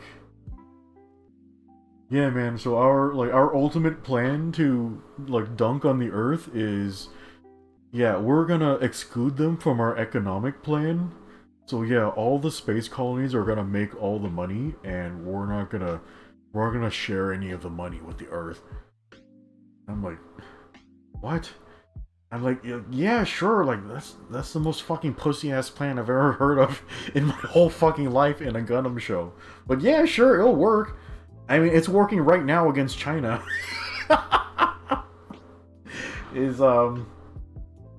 Bro, full frontal is just Donald Trump, like, confirmed. Oh my god, I can't believe I've never made this connection before, but yeah. Like, his plan is literally tariffs against the Earth. Like, that... Jesus Christ. Yeah, and then, the ending of Unicorn's fucking weird, dude. Like, he just... Yeah, he just, like, sits his ass in this, what is it, Neo Zeong? And... He could have fucking turned Banana into, like, a fucking paste. Like, 50,000 times, but he just doesn't. Like, he's just batting around to bully him. Like, I'm just gonna tie you up with these tentacles while I monologue at you and, like, just, like, lecture you and all this bullshit. I don't even... What the fuck? It was so weird. Like, it was like... It was real, like, the new types have these powers to bend time and space, like, and I'm just gonna use my time-space bending powers to show you all these weird plot holes and shit.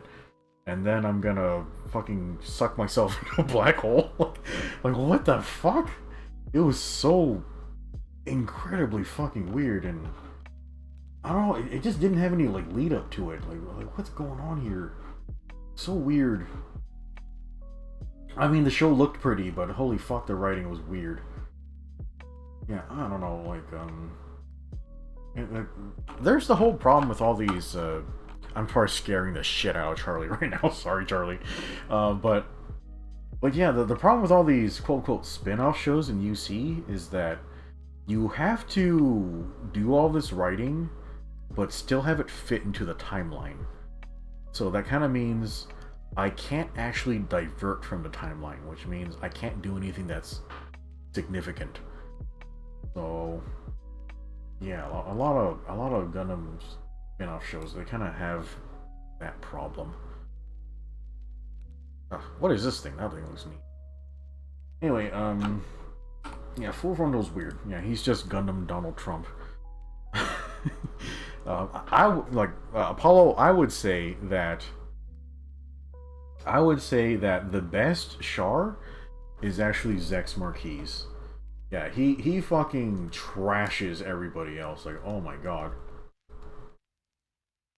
Yeah, Zex is, like, I have a bit of a bias here because like I'm a bit of a weirdo, like, compared to other Gundam fans. Like Like, I like characters if they are good role models.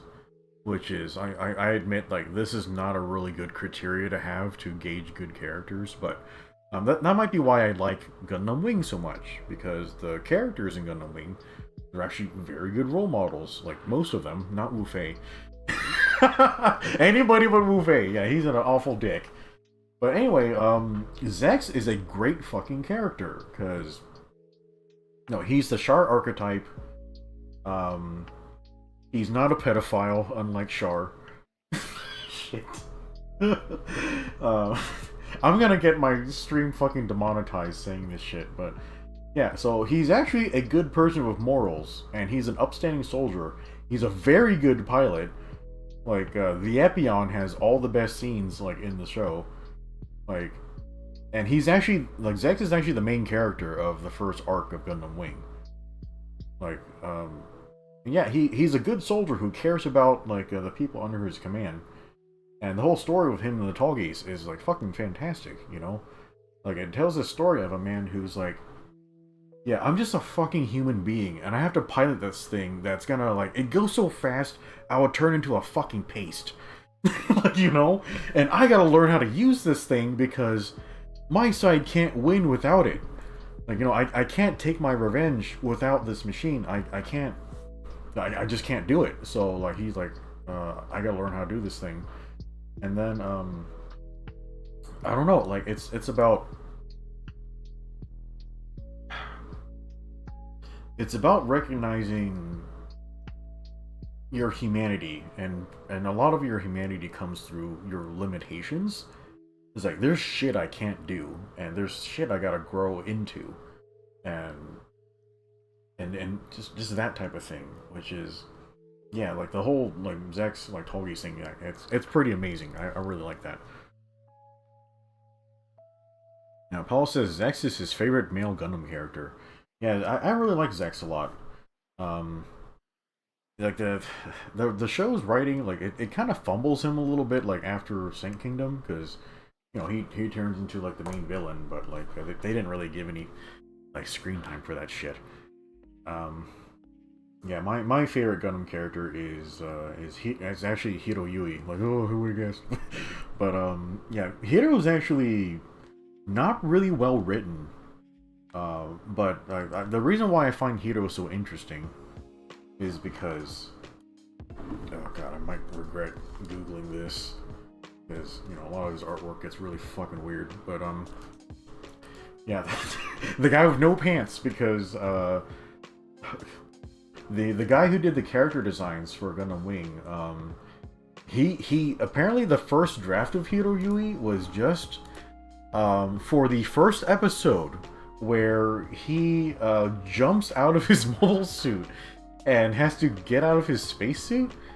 And so this is literally him in his underwear. Like, the character designer said this in the interview book that I have. So this is literally him in his underwear. And apparently the character designer went back and watched the show, and he was like, bro, like, why is he running around in his underwear? Like, that was just the design I did for the first episode. So that was a really interesting miscommunication. Anyway, they finally figured out that they should put pants on him.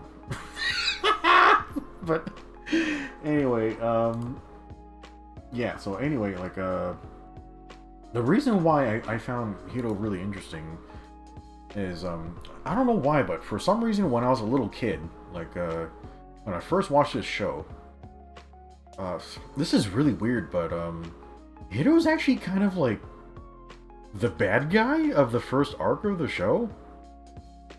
Yeah, he's clearly like some type of chaotic evil bastard or something. Like, he's the element of chaos, like in the first arc. And I don't know why, but as a kid, I just knew that I had to keep my eyes on this guy. And I didn't really understand why at the time, but, like, it wasn't until, like, maybe in a few years ago that I finally understood, like, what Hiro is. And he's a character archetype known as the man who's integrated his shadow. So essentially, He's a man who's capable of mayhem, but he has his capacity for violence under control. So, essentially, the way the first part of Gundam Wing goes is fucking retarded ass Relina Peacecraft, or Relina Dorlin. She is stuck in the middle of this fascist, like, controlled regime, and everything around her is a lie, and like she has no control over her life, and she's kind of just stuck in this place in her life. And so Hiro just kind of shows up and like blows up everything, like almost literally. And he's this element of chaos, so he kind of like breaks her out of like the fascistic regime. Like he breaks her like out of like this fake, like controlled life. And so, yeah, and it isn't until like the later arcs where like the show kind of like turns, and it's like, hey, like we're kind of done with this first arc, and you know Zex is still around, but it's like hey, let's focus on the Gundam pilots now, and like they're gonna have their turn, like to be the main characters. And so like Hiro's this like archetype character where like what's the best way to word this? Yeah, he's still doing like the whole like man who's integrated his shadow thing, but it's kind of like he's the best at being a soldier, and it kind of like to be the best soldier, you kind of have to not be human, which is kind of horrific, and it's kind of like a really horrific place to be, but he does it because people need him to, and it's kind of, I mean, he just kind of does it. He's kind of like a symbol of agency. Like he has a lot of power to be able to get shit done, and because of that, a lot of people he gives a lot of people hope. Like hey, maybe we can fucking get out of this mess, or like this guy can solve our problems for us, that type of shit. But at the end of the show, like he kind of reveals that he fucking hates his life. Like he's like, this sucks. Like my life has no value. I'm expected to like throw my life away and die at any time. Like I'm getting hurt constantly, and I just have to just power through this shit. And then and yeah, it's just like his character kind of has this conflict where in order to be this like pinnacle of a soldier, like he has to basically not really have any humanity, and not really have much of a life either. And so the weird thing, like so the reason why I said like the character isn't written very well is because he has that stuff going on, but it's not explained very well in the show. It just kind of they just kind of brush up against it with some of the dialogue, like really lightly, but they don't really spend any time on it. Like most of his screen time is spent just like beating the absolute shit out of like other mobile suits, or other characters just kind of talking about him. But yeah, you never really see a lot of insight into his own thoughts. And so he does have this character evolution where, you know, like he has to be this pinnacle type like soldier, and it kind of makes him hate his life.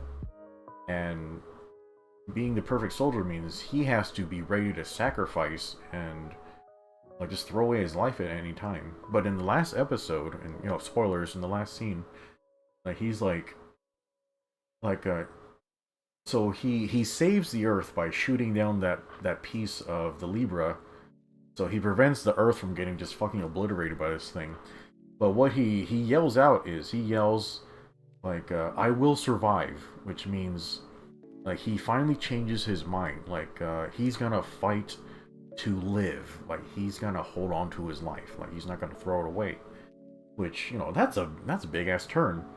But yeah, how did he arrive at this conclusion? Like how did he change his mind? Like why does he suddenly value his life? Like what value does his life have?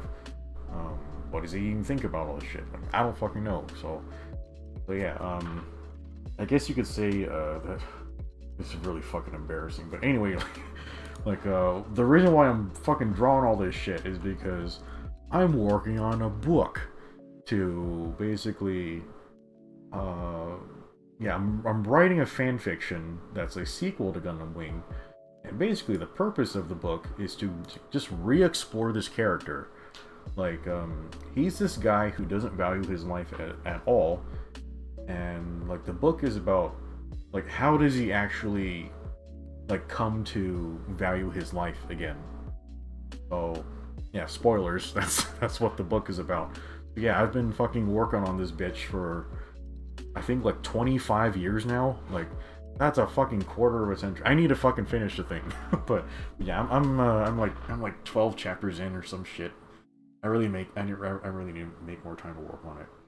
Yeah, maybe I just gotta, like, quit YouTube, like, so I have more time to do that shit. But yeah, people keep asking me to, like, beat up animals and make lance guys and that type of shit. but yeah. Oh yeah, earlier, Daniel gifted a channel membership to somebody. It looks like drawn by Sean wanted. Yeah, congratulations, Sean. Yeah, thank you, Daniel, for your gift. Oh, Daniel has to go. He's gotta get up for work soon. So yeah, so Daniel's already run off. Yeah, thank you again, Daniel. Sorry I missed you. I mean, I'll probably ping him later. But Sean, yeah, congratulations on your channel membership. I didn't know you were fucking like sneaking around, like watching us. Yeah, he's like, God, Zero's going on his fucking rants again. He hasn't even drawn shit. Yeah, a lot of these art streams are kind of just devolved into me ranting about Gundam and stuff. But yeah, yeah, it's good to see Sean. I haven't gotten to hang out with him in a while.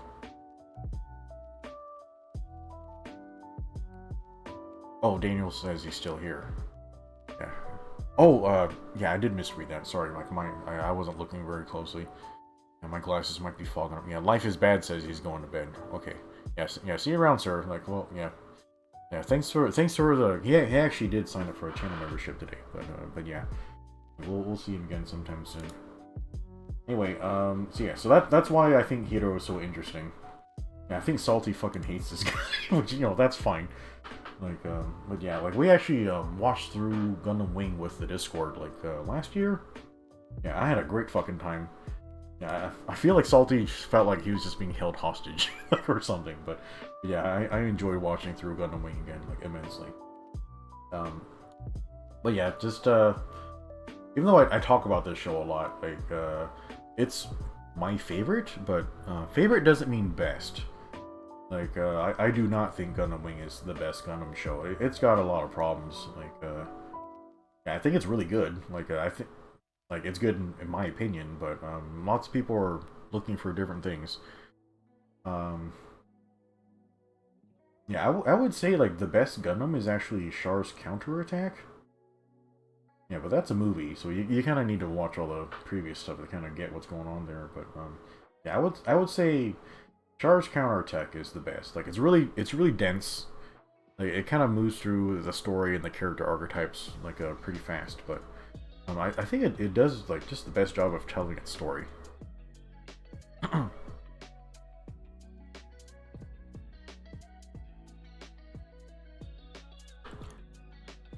Daniel says, Subwing is tolerable, Dubwing is goofy cringe. I actually like them both, Daniel. Yeah, I can't remember. Did we watch it in English? I think we did, yeah. Yeah, I like them both. They have different qualities. Yeah, I do think the Japanese delivery is much better, but like it's missing some of that, like, just classic, like that classic stuff that they had in English. Like yeah, I don't know. Okay, fuck, what was I in the middle of doing? Anyway, the Epion. Okay, I think I like this a lot better. Alright, I gotta fix the stuff on this side. I changed the geometry. This first.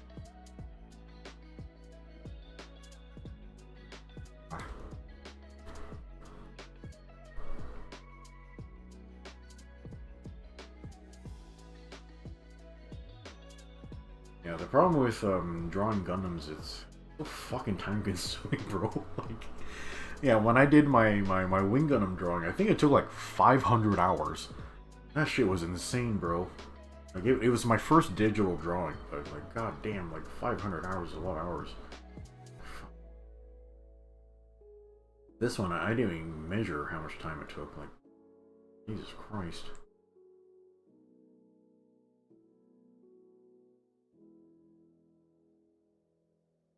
Yeah, I would love to do art commissions for people, but I'm just so fucking slow at this shit, you know? Sean, you ever draw any Gundams or mechs or anything? Daniel says, this is why he draws DOMs. Yeah, DOMs have, yeah, pretty straightforward geometry. There's a lot of round stuff. God, why are these lines so... Yeah, so when I was drawing this Epion, I wasn't doing my my one-stroke method yet. Yeah, so a lot of these lines are like really fucking slow.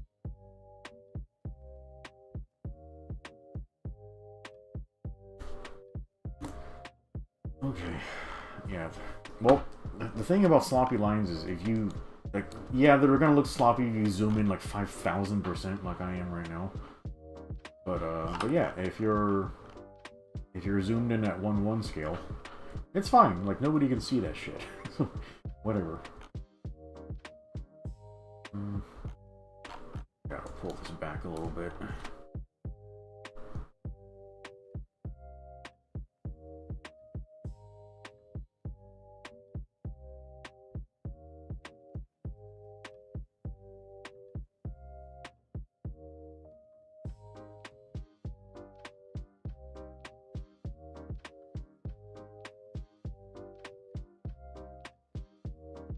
Apollo says he tried to draw a Gelgoog. It looks so dumb. I mean, yeah, like we're all our own harshest critics, but I don't remember. Did you show us that Gelgoog drawing? I think you might have posted it on the Discord. I liked it. You're a lot better than you think you are, Apollo.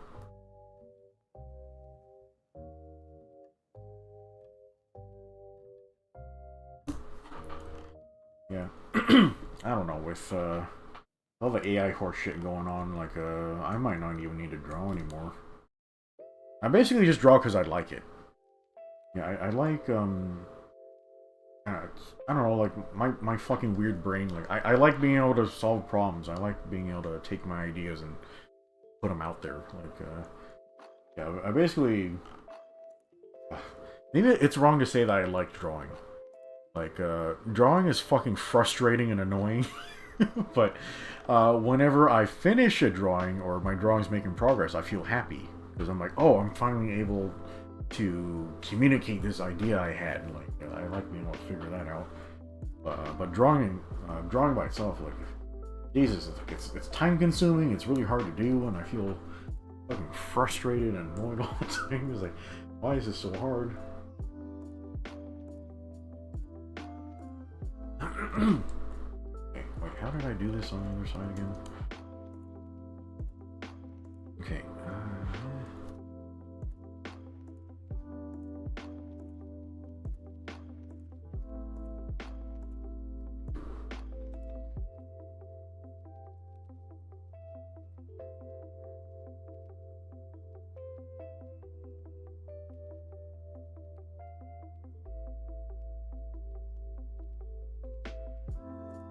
oh, this line has to be moved up. Here. Okay, let's go ahead and fix this stuff.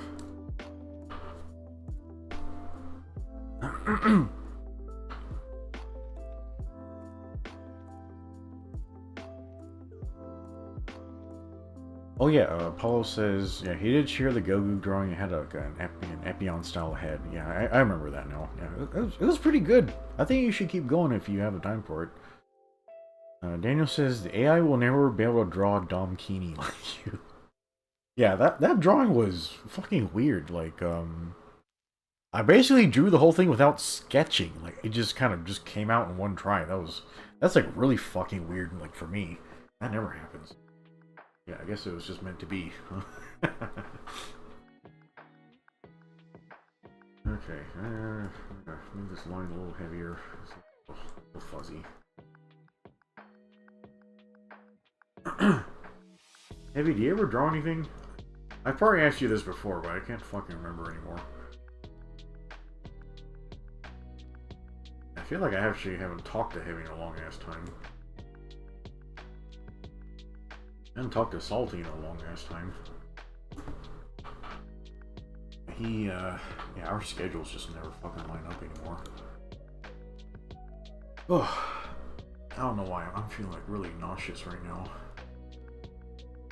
It's probably because my dad cooked me like fucking 5 gallons of this dessert, and I was eating it earlier, like it like hurt my stomach. Yeah, it's probably gone bad. I probably need to just toss it out or something. What is it called?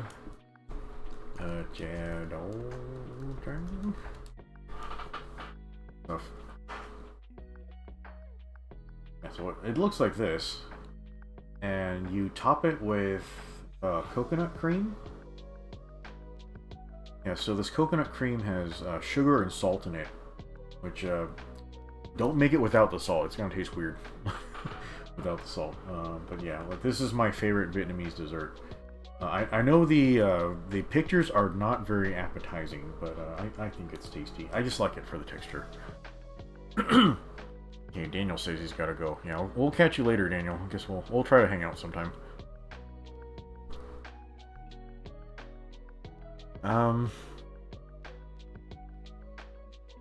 Okay, Apollo says, then he tried to draw an anime girl that was even worse. The only good part was the breasts.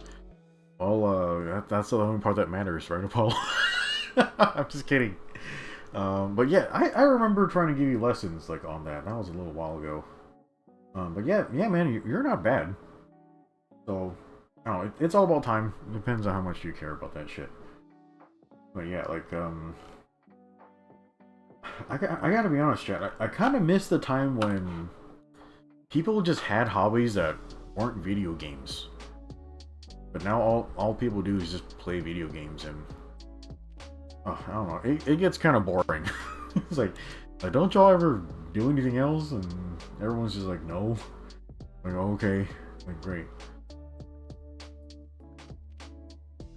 Anyway, yeah, I have a bunch of jam in my fridge. I should probably toss it out. Like, it's hurting my stomach. Good. I probably shouldn't be eating it anyway. It's like 1000% carbs. Oh boy. Okay, what was I working on here? This needs a line.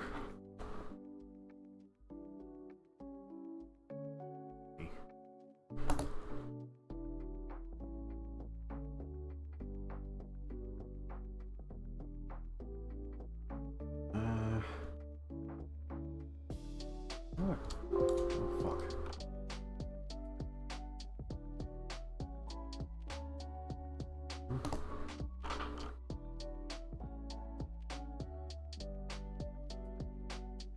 Okay, Apollo says he did practice more faces after I gave him some advice. He's just not sure where he put them. You probably hid them because of your shame. Like, I don't know, man. If you take advice from me, you don't have anything to be ashamed about. Sorry. Yeah, like my mom and I have this thing where we really like to compliment ourselves. Like it's a joke. Actually, I'm joking. I'm not sure if she's joking. Okay. Alright, I just spent like a fucking... Have we been streaming for 2 hours? That's fucking crazy. Yeah, it's been 2 hours and I've only like added like 3 lines to this drawing. That's fucking insane. Okay, but yeah, I do think this looks a lot better. What do you guys think? So, here's the original. Yeah, so it's pointed right here and here. Yeah, this part's thinner. And then our updated version. I feel this geometry looks a little more mature. Yeah, the tangents that go on in the art streams are fucking crazy. Okay. Alright, Alright guys, this is gonna be really fucking hard, but you guys wanna redesign this Epion sword with me?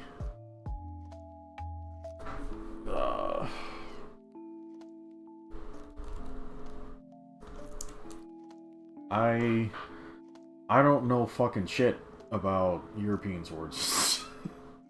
So we're just gonna look around for some shit that looks cool.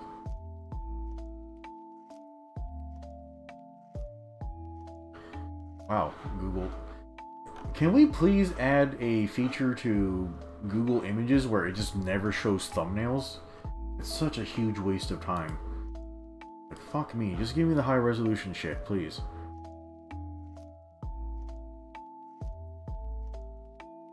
Yeah, so chat, I have like this fucking problem where I really love swords with long ricassos. Like, it's like, it's getting to be a problem. Like, I really love them. I just think they're really pretty. And they look really cool. And I think the reason for that is because my favorite mecha anime is actually Escaflowne. Let me see if we can find the Escaflowne sword. Oh my god, there's a diagram. Yo. Oh, this is the Sherazade sword. Neat. Bro, you bent your sword? Oh my god. He's selling just the sword for 30 bucks? What a piece of dog shit. Oh my god. Okay, I gotta look at this. Whoa, look at this sword design. That's fucking cool, chat.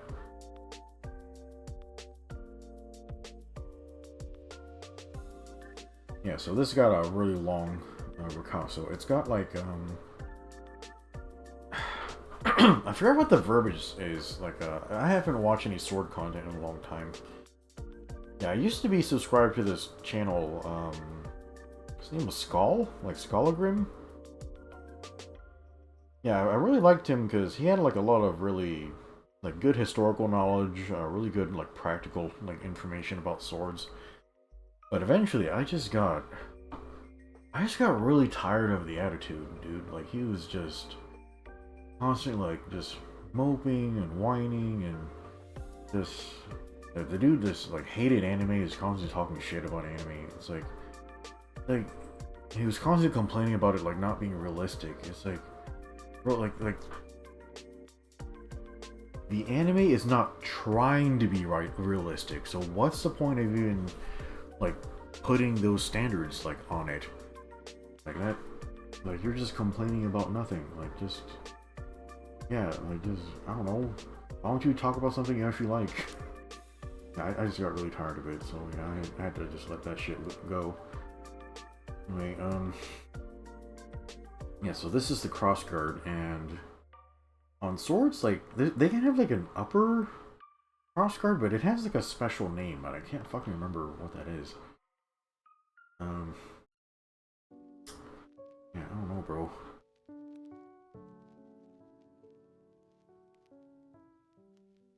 Okay, okay, backpack. Oh, wow. Yeah, can you guys tell how much Escaflowne influence is on this thing? Yeah, I gotta draw on the cape, like, for it later. Fucking love capes on mechs. Okay, we're gonna hold that up for now.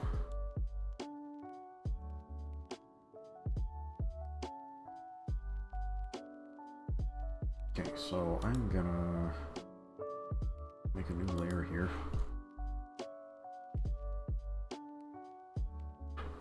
Boy.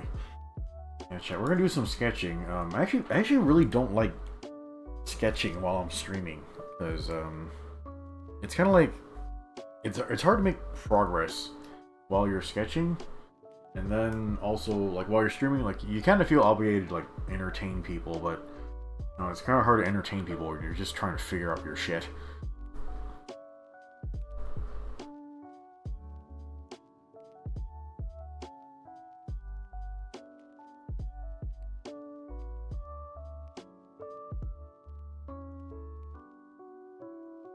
Paul says, yeah, there's something about a good cape or cloak, so he has to say single shoulder capes are his personal favorite. Yeah, the fucking Sherazade, like, has one of those.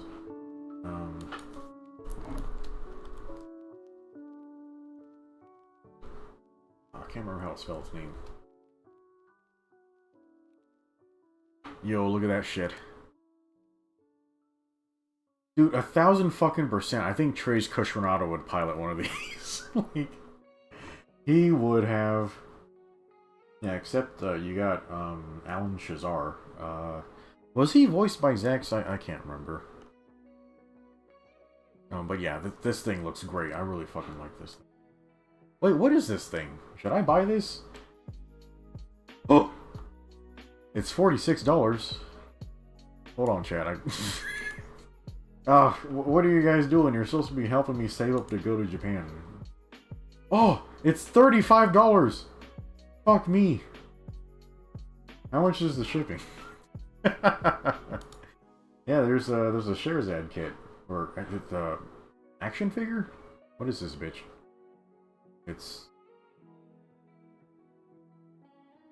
It is a model kit.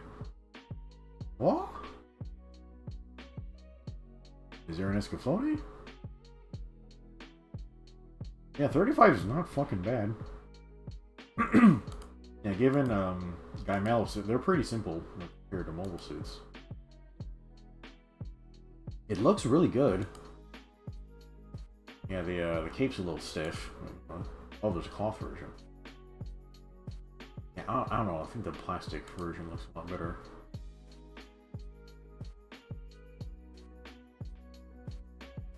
Yeah, they did a good job with the sword.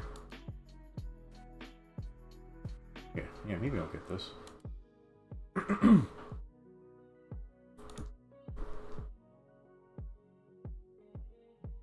Is there an Escaflowne? I don't know, the Escaflowne models, like, they tend to look weird. Oh, look at that seam line, Jesus. Terrible.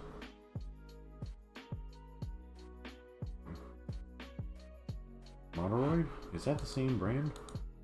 Yeah. Yeah, that's the same brand. Monoroid.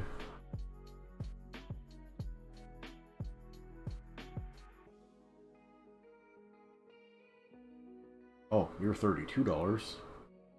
Why is the fucking Sherazade cost more? You're sold out. Fuck me.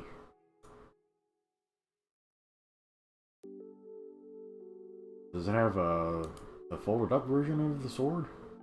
That cape looks really good. Like, oh my god. Yeah, that's the cloth version, I guess. I've always really liked the Escaflowne's backpack. It's like so simple. Anyway,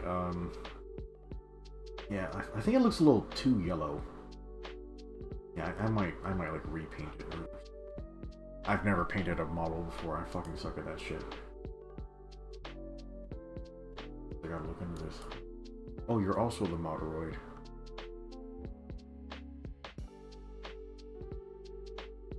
Hey, he painted his. Looks more silver. Yeah, not bad. Anyway, okay. Alright, chat, how do we want to do this sword?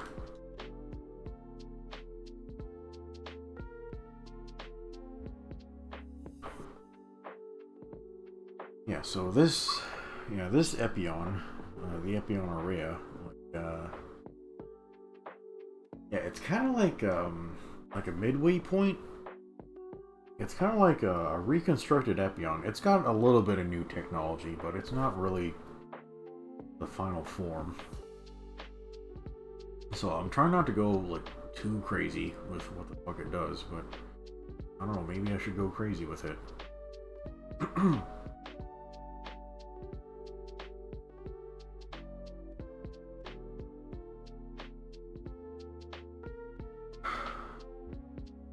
For some reason, I feel like I should just steal this design, because this is supposed to be its side sword. Like, it uses a, like a long sword and, like a sword and dagger, like fighting style. Like, maybe I should just use the dagger design for the sword or something. I don't fucking know.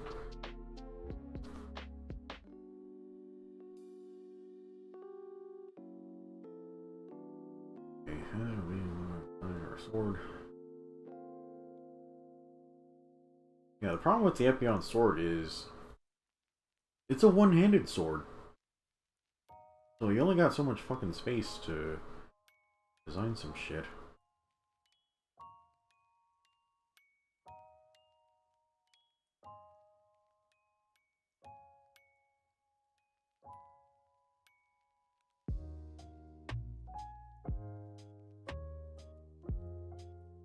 Okay,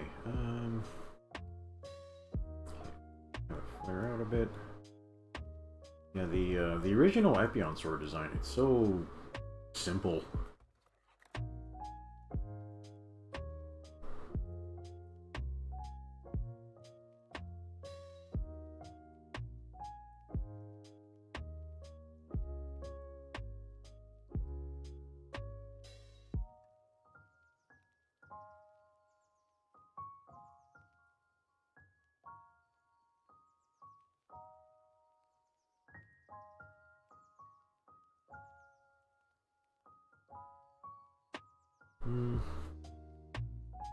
What are we trying to do here, Zero? I don't know, bro.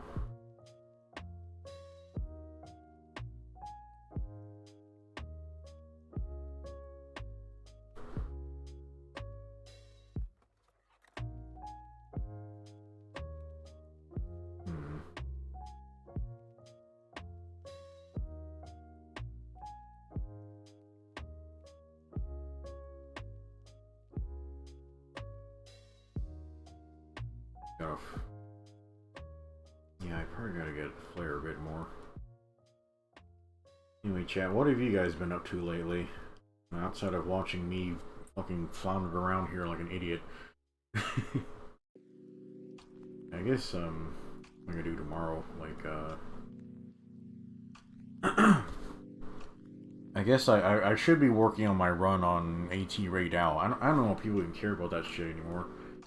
Yeah, the speedrunners already put like 50,000 runs on Raid out there. It's it's not like people need me for that shit.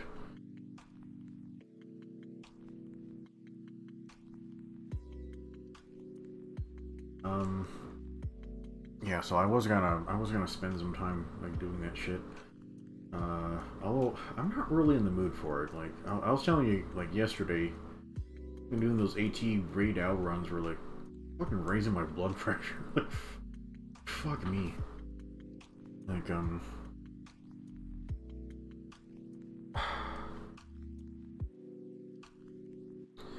yeah, I don't know. Yeah, I, recently, is Charlie still around? Yeah, actually, I watched, my first Macross show. Yeah, I watched, Macross Frontier. What's that show look like?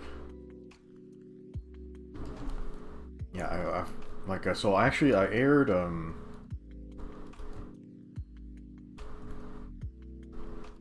Macross.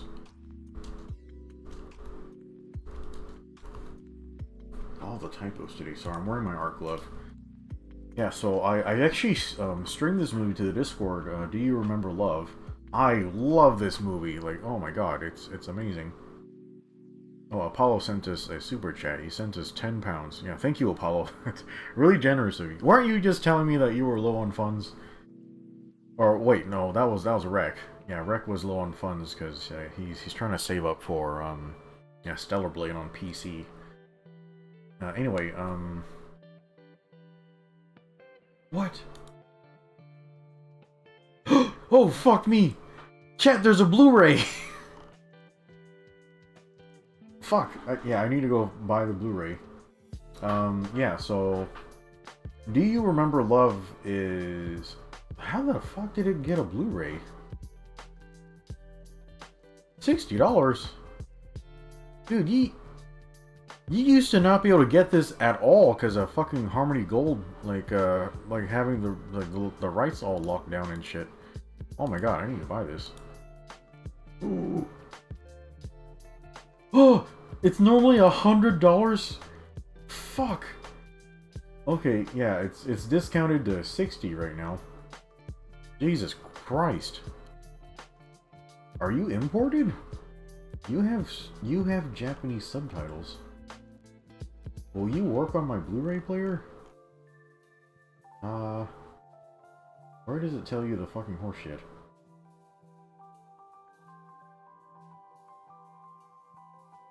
Anyway, I gotta go figure this out. Anyway, holy shit, I cannot fucking believe we got around this shit.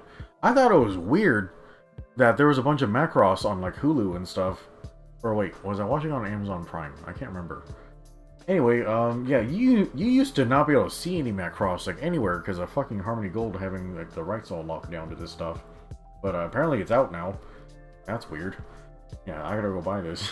You used to have to pirate the shit out of this stuff. Anyway, yeah, I go do that. Anyway, yeah, so...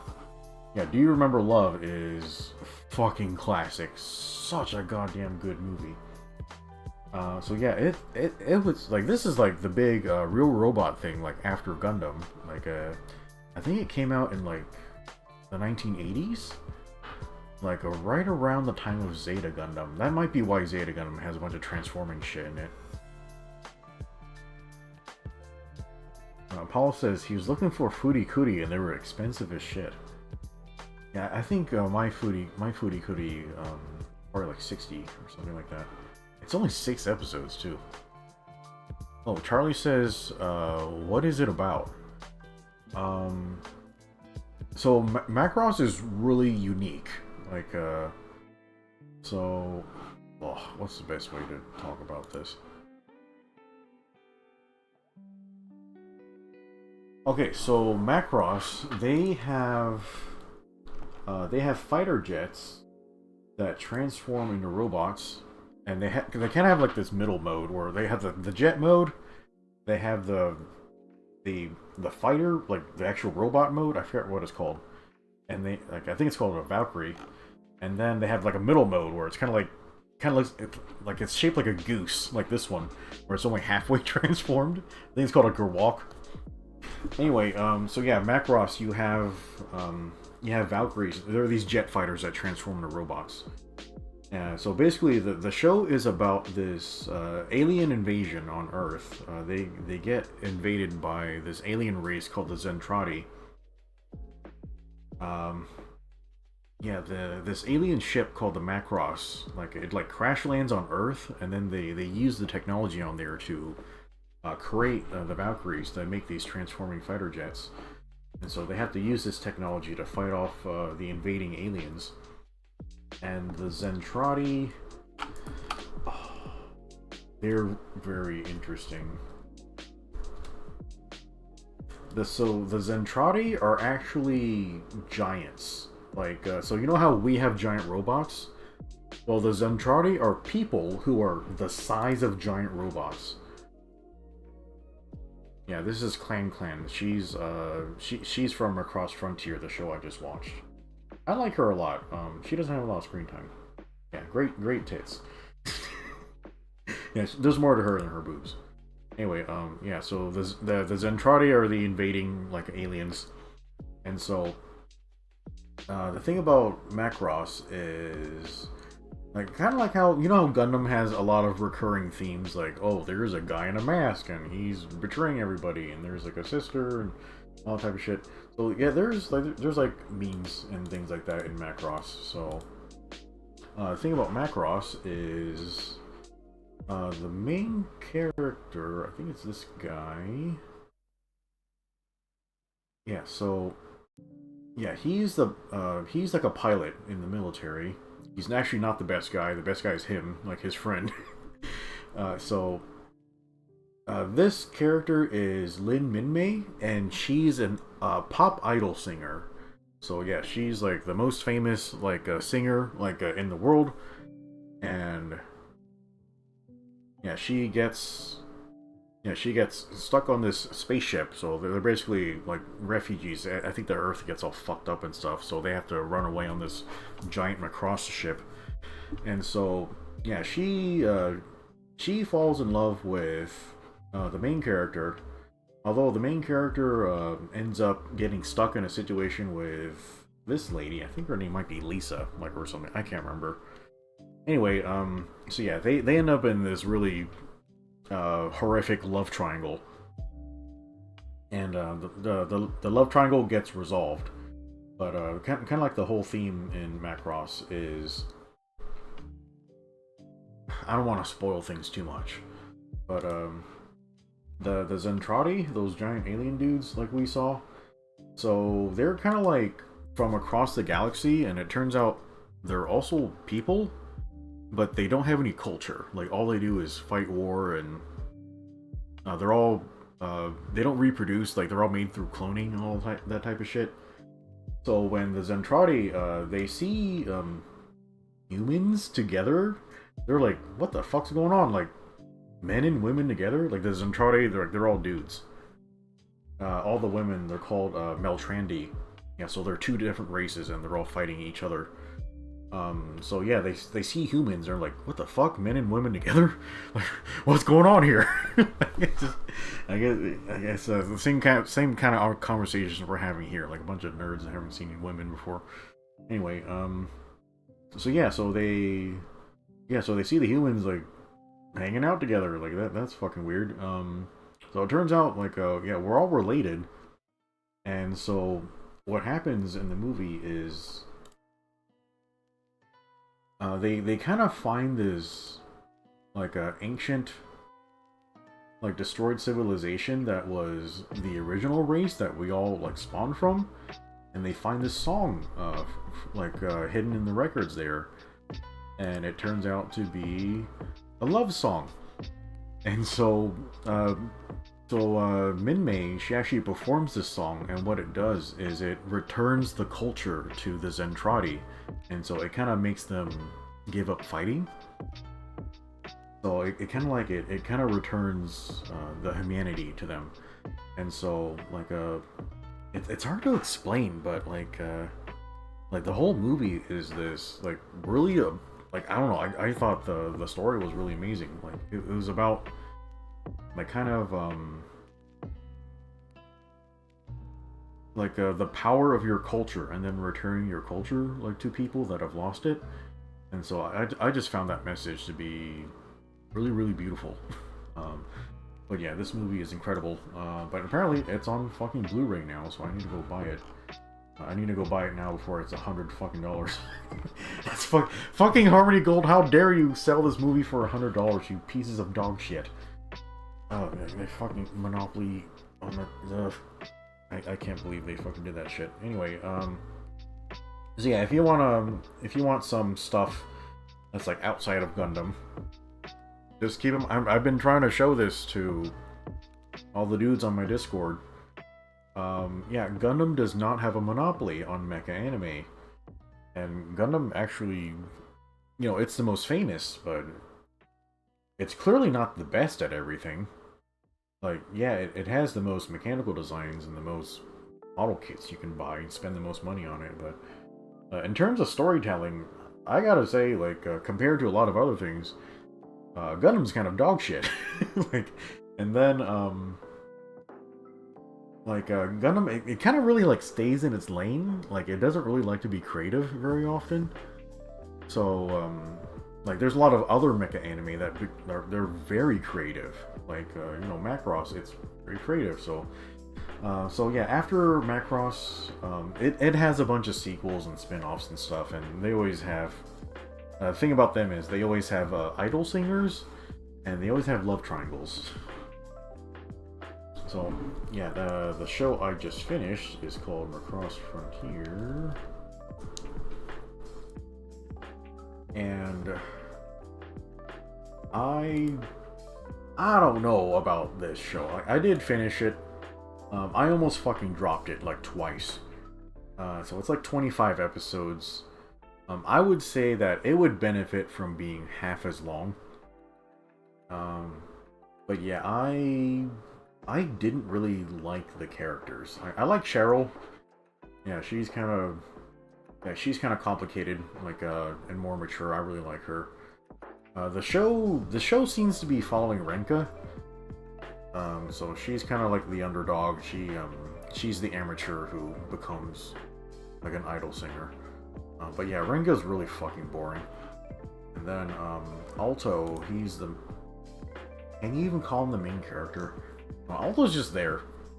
Yeah, but Alto is fucking boring, and he's just a stick in the mud. Like, he really doesn't have any good qualities. I don't know why everybody likes him. It doesn't make any sense. But yeah, I kind of didn't like the characters. I like Cheryl. Everyone else is kind of annoying. I like Clan. That lady with the huge tits. She's a nice lady. She's also a really good pilot. But yeah, like, I would say the best thing I liked about Macross Frontier was that the music was really good. But yeah, it doesn't have a lot of other very good qualities. Like, I didn't like the characters. The writing was really meh. It kind of wasted a lot of time. And the whole enemies, they're just kind of like space bugs with nothing interesting going on. So it was all right. I like the music. But yeah, I just wish like at least the action scenes were better. But yeah, it was like yeah, all of the action scenes were in CG. So I think that was probably a cause of a lot of its weaknesses, because the show came out in like 2010 or some shit. So I think by that point, like, all the CG technology just wasn't very good. So they weren't really able to choreograph the fights in a way that was memorable. Yeah, I think yeah, there's another Macross movie. What was it called? Fuck. I can't remember what it's called. It's not Macross Zero. Yeah, Macross Zero is an OVA. It's like a few episodes. Yeah, the characters kind of suck in that too. The action scenes are fucking sick. Jesus, what? Grr, fuck, what is the name of that movie? Oh no, here it is. I found it. Okay, yeah, Macross Plus. Yeah, so Macross Plus is basically like Top Gun the anime. Yeah, so Macross Plus, like, the mechanical design is fucking awesome. It's like, so the story in Macross Plus is that there are these two teams who both have experimental, like, Valkyries, and they're competing to see which one is the better one to win the military contract for mass production. And both of the designs are so fucking cool. My favorite one is the YF-21, because it's actually controlled telepathically with a helmet instead of with hand controls. The design is so cool. I really like this thing. So yeah, like, the action scenes and the music and the animation is fucking sick in Macross Plus. Unfortunately, the characters are fucking retarded and annoying. So yeah, I would say the story's kind of... there's also another angle to this where... What's her fucking name? Sharon Apple? Oh yeah, so... oh god, is this shit gonna get me in trouble? Shit. Damn it, Google! It's censored, okay? Anyway, fucking Sharon Apple. Like, I know a bunch of you weirdos, like, really like VTubers. So, Sharon Apple is the original VTuber. She is... yeah, she's like a hologram who, she's like this hologram, like, idol singer lady. And, like, she's actually voiced by this lady. I can't remember her name, but anyway, she's like the love interest or something. But yeah, she's actually the voice of Sharon Apple. And so yeah, so Sharon's like she's like the idol singer of Macross Plus.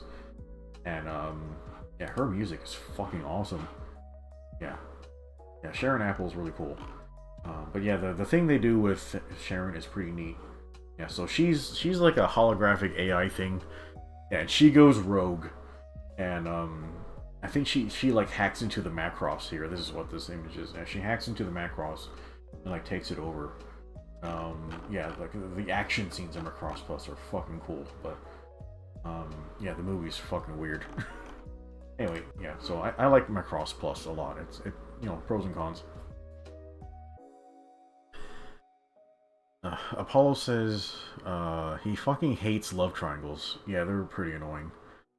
Um, although, yeah, I guess a lot of Escaflowne was like love triangle stuff, but they kind of handled it in a way that wasn't retarded.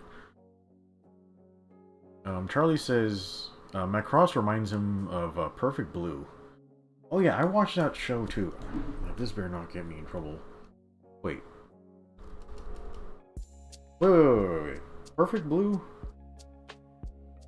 Yeah, googling this might get me in trouble. Yeah, Perfect Blue, isn't it that movie by Satoshi Kon?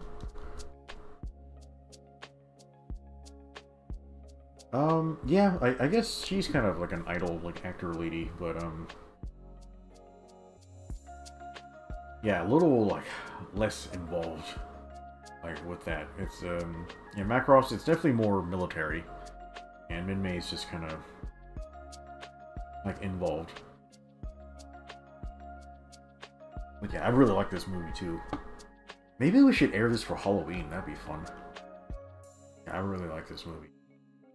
Oh, now I'm sad because like, I remember watching this movie with Goth Chan. Like she really liked this movie. But yeah, like we're not hanging out with Goth Chan. Dang it, chat! Why'd you make me sad? Yeah, Charlie says the design of the pilot suits are awesome. Like, yeah, like I think they're pretty good. And what's the show with the fucking best like pilot suit designs? What's that weird show that got in trouble? Fuck, I can't remember.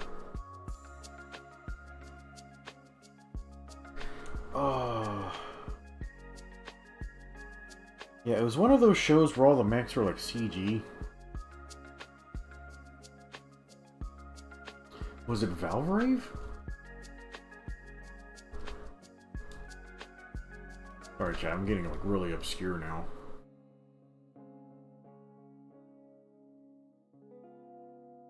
Yeah, I think it might have been Valvrave.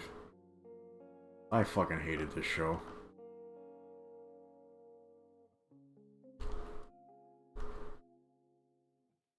Yeah.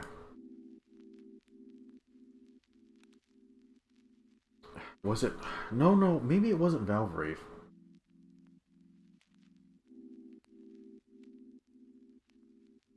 Yeah, I thought Valvrave had very, very good pilot suits, but, you know, now that you have them all next to each other, it looks a little too color coordinated. But yeah, I thought the geometry on these were pretty nice. What's this the show I'm thinking about? Oh, this lady's such a bitch. Yeah, she's cute, but, yeah, she does some not good stuff in the story. Yeah. What is this? Oh, these look cool. Now, what is that other show I'm thinking of? Yeah, there's this other show that was like airing at the same time as Valvrave, but I can't fucking remember its name. Fuck. Oh, it has a spin-off. Undertaker? I don't know what that is. It looks cool. I can't remember the name of the show anymore. God damn it, what was the other show called? Yeah, I can't remember anymore, chat. Anyway,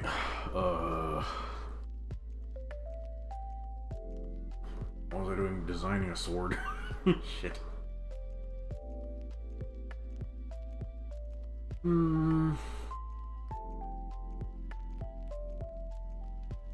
Maybe we'll have it. We're out the other way.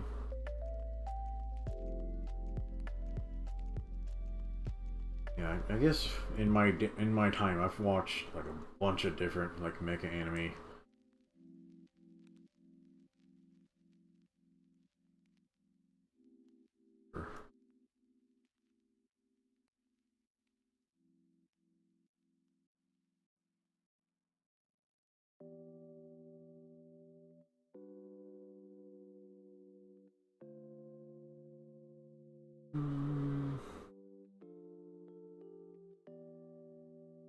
No fucking idea what I'm doing with this geometry, chat.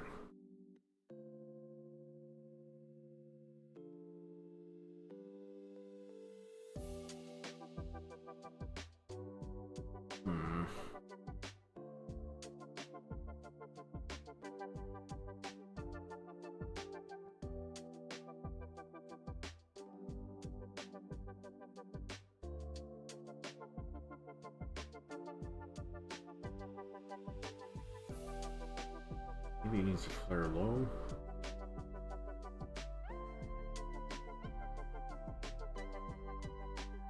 Alright, I'm just noodling here.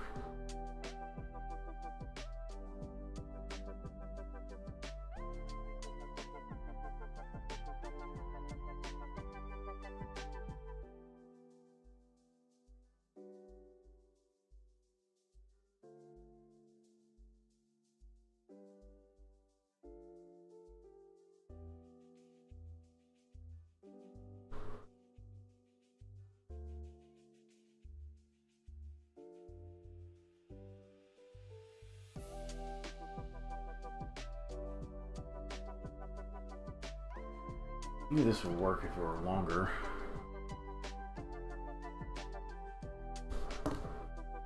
Oh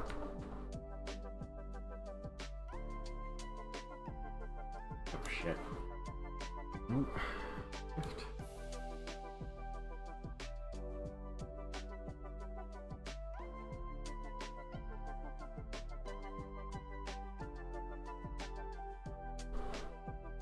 Okay, Paul says he's fully built his Rebowoo. Oh, that's great. Yeah, why don't you get some pictures of it onto the Discord? Yeah, maybe we can do that sometime. We can do like a model building competition on the Discord and vote on it. Yeah, I was thinking of building. I really want to do like I really want to build my my Sandrock Armadillo.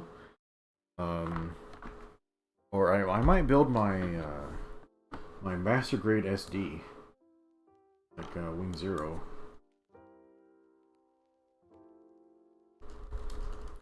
Yeah, this kit looks fucking crazy.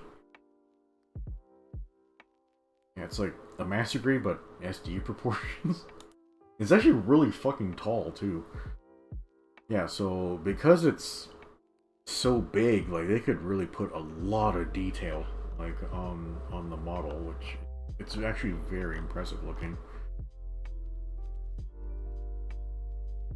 Yeah, I really like how they put like these glowing parts like inside the wings, like under the armor. It looks really nice. Paul says, does it count if he posts a kit he's already built? Yeah, that's fine. Yeah, the point of the competition, I would say, is, I would say, well, I guess we can grade it on a few different things, like it would be like a photo submission competition, and we can grade it based on like build quality, like any customization points, who's got like a good photo, like things going on. Yeah, so there's a lot of different things we can like, use to vote on. But yeah, this kit looks pretty fucking sick.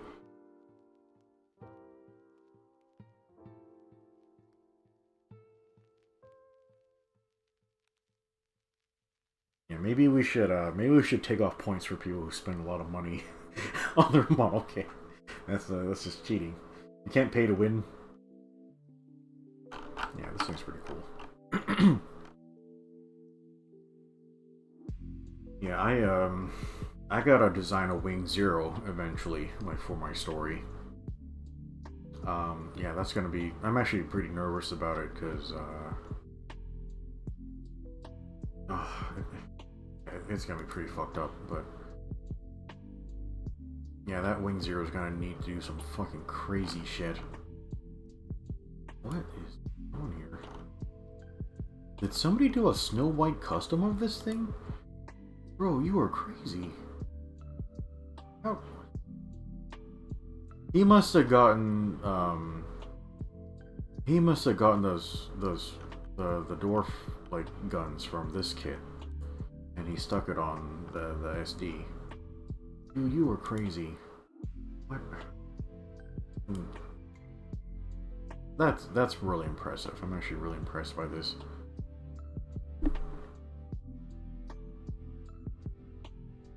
Apollo says his Snow White was only 60 pounds.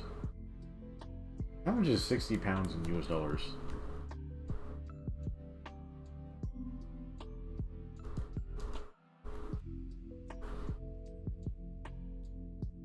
Oh, $80. Yeah. I couldn't,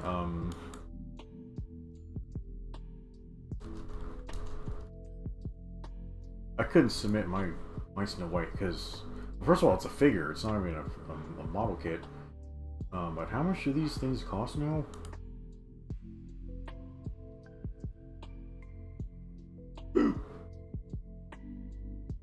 Yeah, this guy's selling his for $650. Jesus fucking dog shit. Yeah, so this is about $300. Yeah, so I think I bought mine for like $300 or something, and now it's gone up to like $650. Fuck. That's a lot.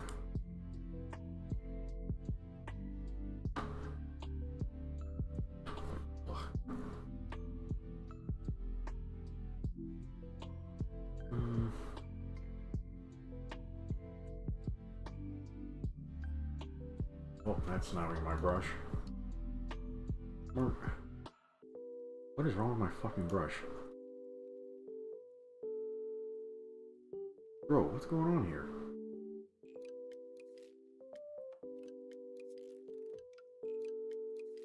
What the hell? Oh! Okay, I have like a fucking pixel selected. Jesus Christ. Shit, I almost didn't see that. Yeah, okay.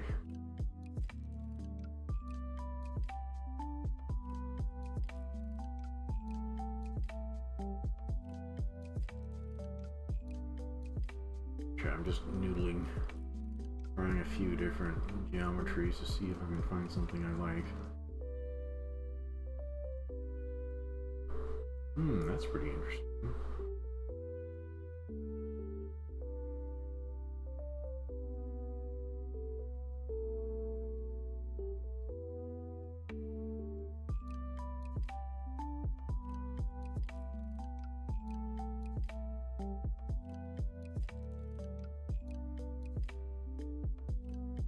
Ooh, that's quite nice. I like that.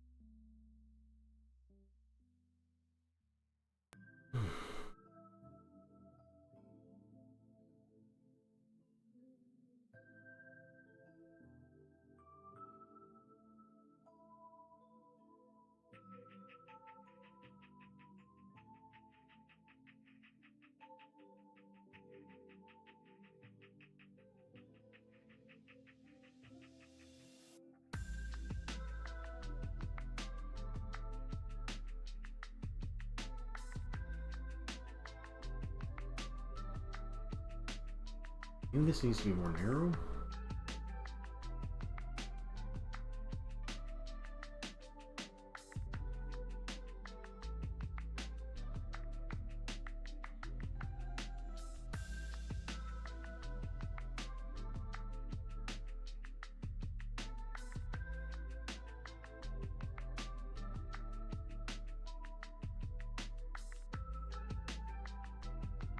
Yeah, what was I saying? Yeah, so I watched Macross Frontier. It was okay. Yeah, so after I finished Macross Frontier, like a couple of days ago, I I started watching Freerun, which I'm only like 5 episodes in. I've already cried like 6 times. I guess I just cry easily. Yeah, so Freerun's very excellent so far. Yeah, like very, very high quality. I just really like the subtlety, like, of the characters. Like, it's not like the show's just not in a hurry. Like, it's just, you know, taking its time, like just fleshing out its characters and all that. Yeah, I just met Stark. Like, yeah, it's been very, very good so far. I kind of wished it was just still a Freerun and Fern, like, so far. But yeah, like, we just introduced Stark. Like, everyone has an awful crush on Fern, because, you know, of course you do. Yeah, I'm no different. But yeah, I'm having a great time, like, with this show so far. I kind of want to just, you know, just binge the show. Like, maybe I'll just use my weekend doing that. It's like 28 episodes, like, so far, or something. I wonder if the book's even done. I have no fucking idea. Yeah, it might not even be done yet. Guess I gotta go figure that out. Oh. Been nice so far.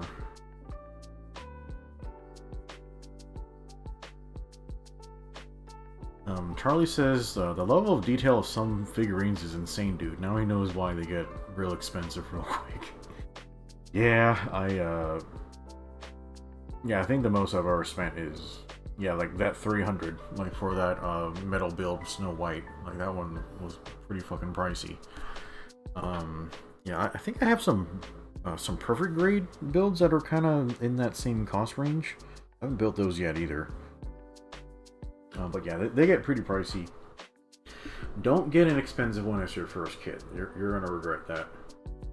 Yeah, my brother, I bought for him, his very first model kit was a master grade GPO2. Yeah, so his first kit I bought for him was a master grade GPO2. Oh, there's a new version. This must be it. Yeah, so I bought him this thing. And he broke it. Like, he broke its knee. So yeah, he was putting together the knee joint, and he had placed something incorrectly, so he was trying to take it apart again so he could fix the way he did the placement. But he wasn't gentle enough with it, so he ended up snapping the knee completely. And so, yeah, his first model kit, like, he just didn't have a leg to stand on. Yeah, so what he had to do was he just had to have it hold its shield, like, as a crutch. So yeah, like, he busted his first kit. And I should not have given him a master grade as his first model, because, you know, A, they're expensive, so if you fuck it up, you really fucked up. And then B, they're kind of difficult, you know, like, not really good for beginners. So that was kind of my bad. I just spent a lot of money on him because that's just kind of my personality. I really, like, I have a lot of, like, gift giving culture, like, in my family. And so, you know, he's my brother. I really love this guy, so, you know, I want him to have the best of everything. So I gave him a really expensive kit as his first thing. It was $60, which was, you know, that's a lot for, you know, a high schooler to spend on. Yeah, he busted it. Yeah, so that was quite shameful. That's cool. Oh, I have no fucking idea what I'm doing with this sword, chat.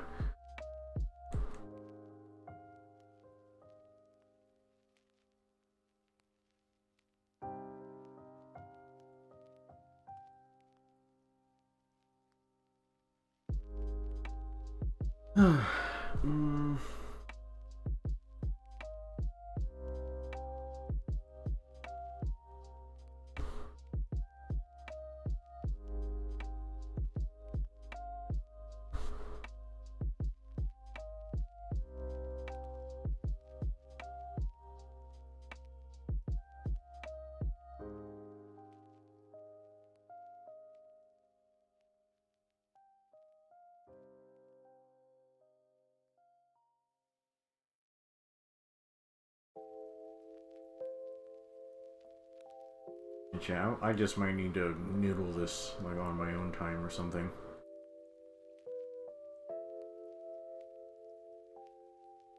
Hmm.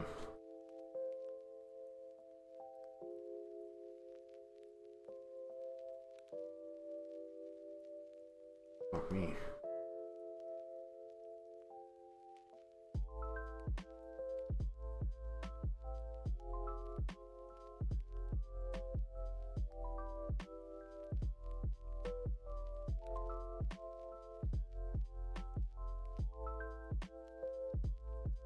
It's really bouquet-like so far.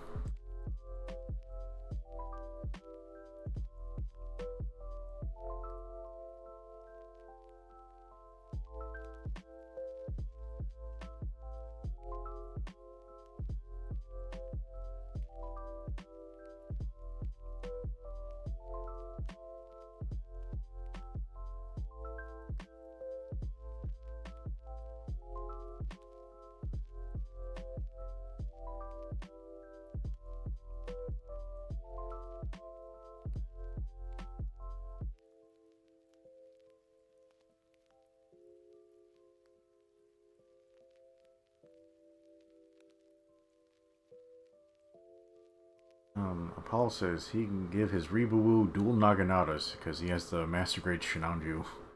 Oh yeah, that thing does have that, doesn't it? Apollo says he bought his friend an EG new to try and get him into it, but he didn't work. He liked the kit though. Okay. Yeah. Yeah. Whenever my work has a white elephant gift exchange, I always bring a Gundam model kit like for a gift exchange. Everybody fucking hates it.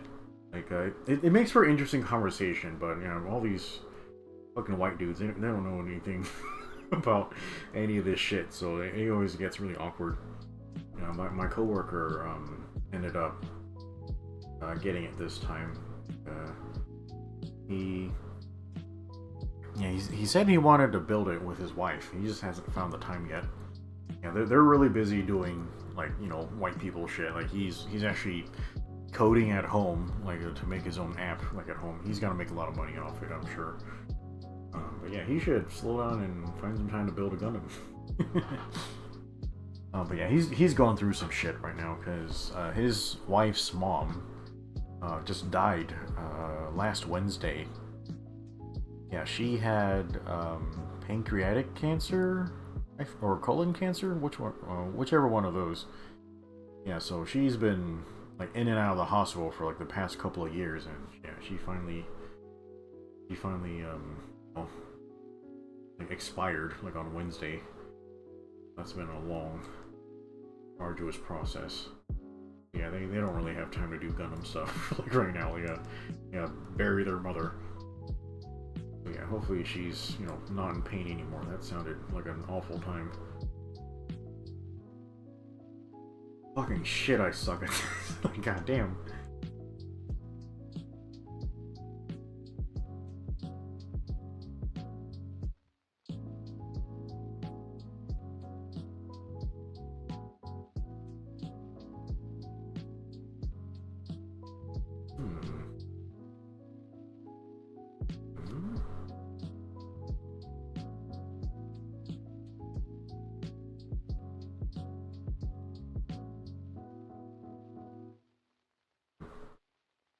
Maybe, that's kind of neat.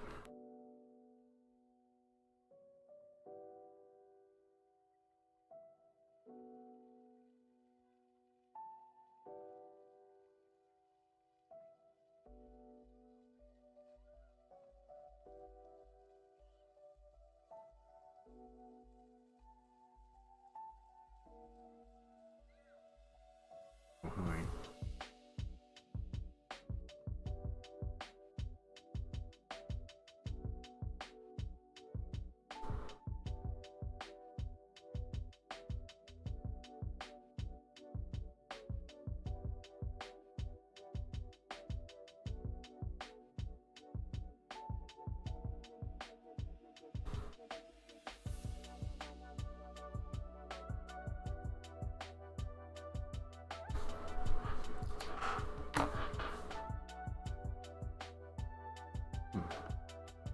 that's not bad. Like, actually, I kind of like that a lot. Like, it like has it has a very simple like overall silhouette, but yeah, it like the overall silhouette flows really well, which is that's not something I'm able to do normally. So that's actually not bad. So yeah, that's cool.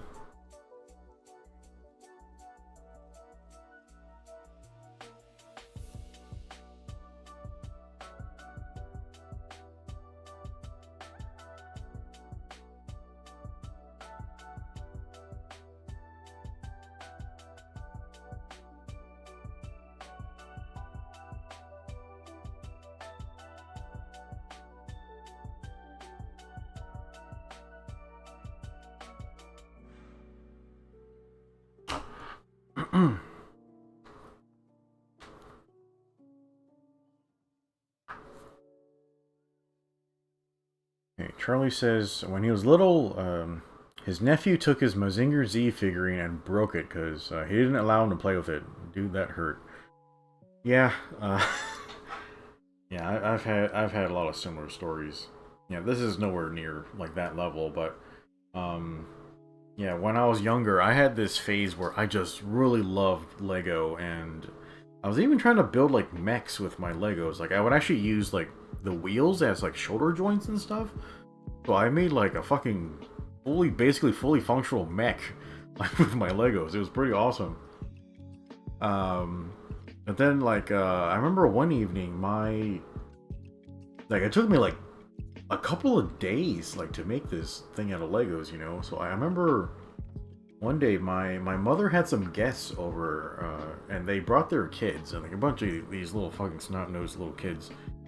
And like they wanted to play with Legos too, so you know I gave them some of my Legos, but they're like, no, I want to play with your like special mecha Lego figurine that you made.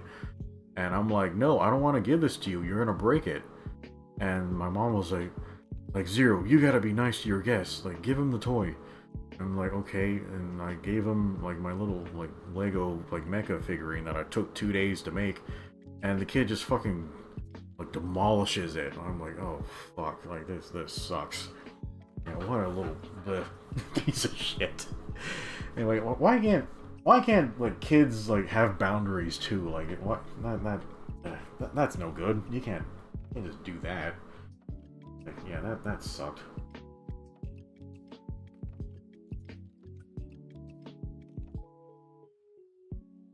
Oh, I've never done one of these before. This.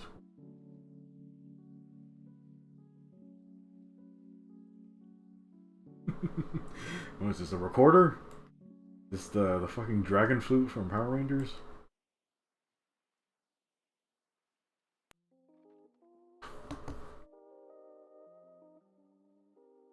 Man, I ended up liking this a lot. I thought I was fucking this up really badly.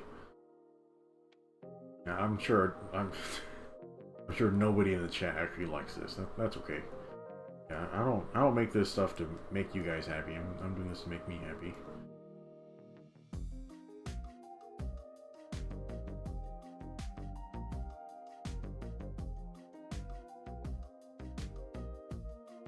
Okay.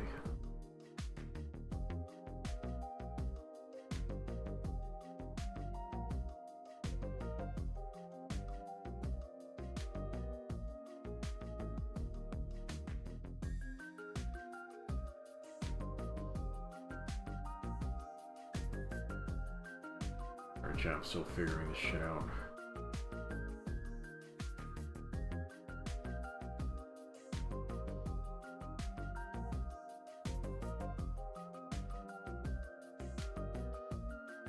Yeah, the thing about this mobile suit design is I'm trying very hard to make things look three-dimensional. I don't want things to look flat.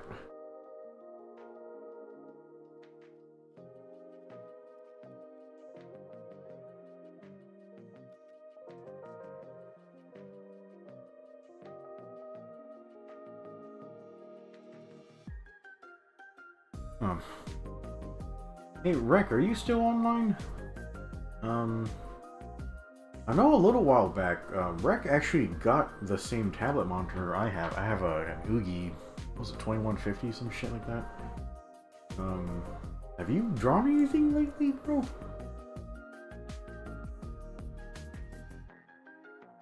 Yeah, I know you were having trouble finding work. But yeah, man, like, I thought you wanted to do the whole starving artist thing, but I don't see you ever post any of your artwork, bro. And I know things are weird with all the AI art flying around and shit, but yeah, I feel like an artist can still make a little bit of money. I remember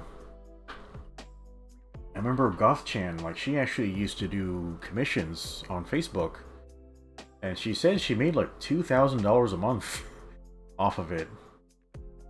That's like a lot better than a part-time job. Like, yeah, that was actually pretty good. Like, I actually encouraged her to do that, but you know, she just didn't really apply herself because, you know, she's too busy getting high. That's just what she did. Yeah, when she moved back to Colorado, she said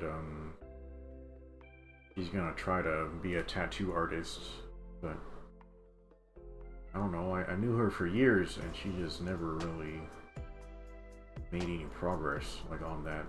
That was one of the first things she told me when we met, like, she wanted to be a tattoo artist, but we were dating for like 3 years and she never made any progress. I even tried to help her with it, like, hey, let's get you your tattoo, like ink kit thing so you can practice, or hey, let's find you an apprenticeship somewhere, or anything like that, but oh, she just didn't spend her time that way.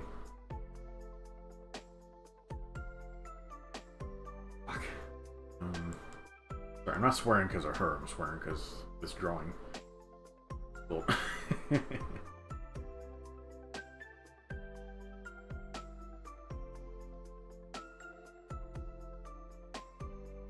don't know. Circles aren't really the right geometry for this. Maybe a bar? Triangle? That triangle's nice.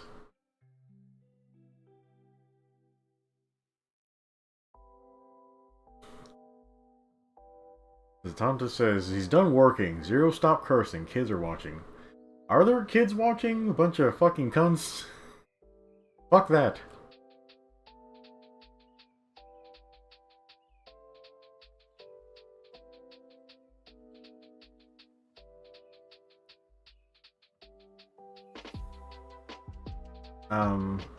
Charlie says, the sword's looking good though. Are you planning to draw a lance or a lacer or a crystal-like sword, Zero?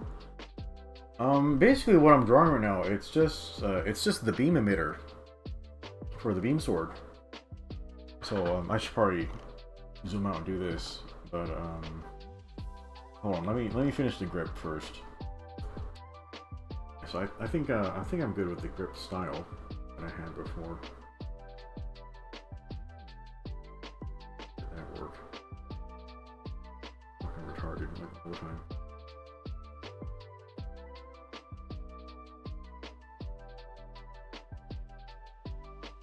Oh, I fucked that up. Anyway, where's that? Bar? Do you do a triangle or a bar? Like right here. I'm gonna do a bar.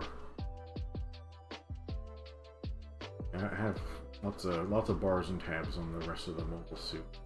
I think a triangle would kind of be like really random. Yeah, this would make it kind of mesh well with the rest of the design. Anyway, yeah, so this is just the beam emitter. I gotta get it to look less sharp, but anyway, so the beam blade would basically, oh my,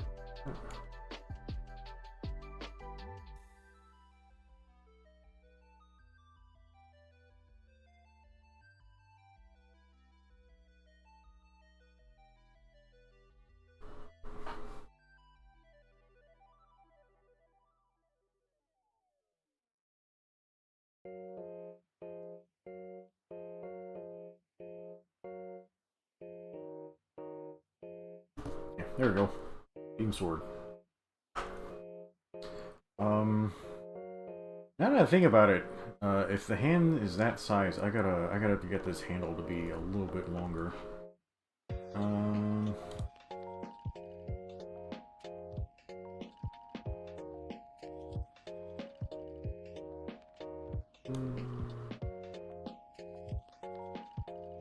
We're gonna do like hand and a half.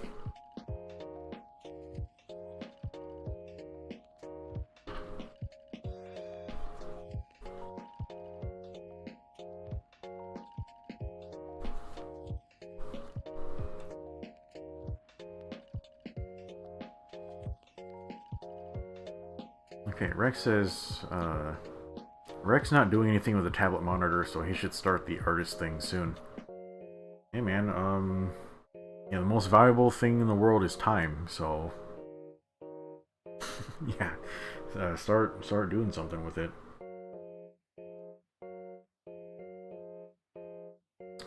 Apollo says, here's a question, how would you do a beam lance? I guess you would do it like a tube with a ring near the end, and the ring that emits the beam all converges towards the end of the tube. I don't know, depends on what you want. Yeah, there's actually like a ton of heat lances in Gundam, not a lot of beam lances, they tend to be more rare. Let's see. I actually kind of had the idea for... Was it a mobile suit? Yeah, I guess you can call it a mobile suit. But it was a mobile suit with a lance that was... It wasn't a beam lance, but it was a lance that was so big that it was like nearly the size of the mobile suit, and it would have a shield so big that it would basically just cover like the entire suit. It was actually latch onto the lance, and so basically you'd like basically just be like a fucking flying armored dart. Like, yeah, that was neat. Yeah, beam lance. I don't know, you can do all types of weird shit.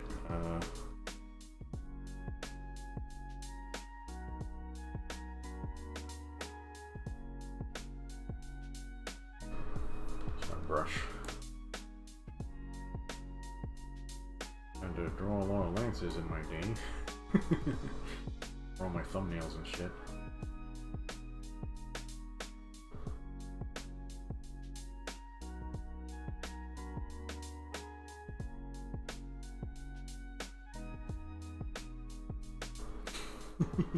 Yeah, let's just say we're just like noodling for like concept right now. Don't worry about it now.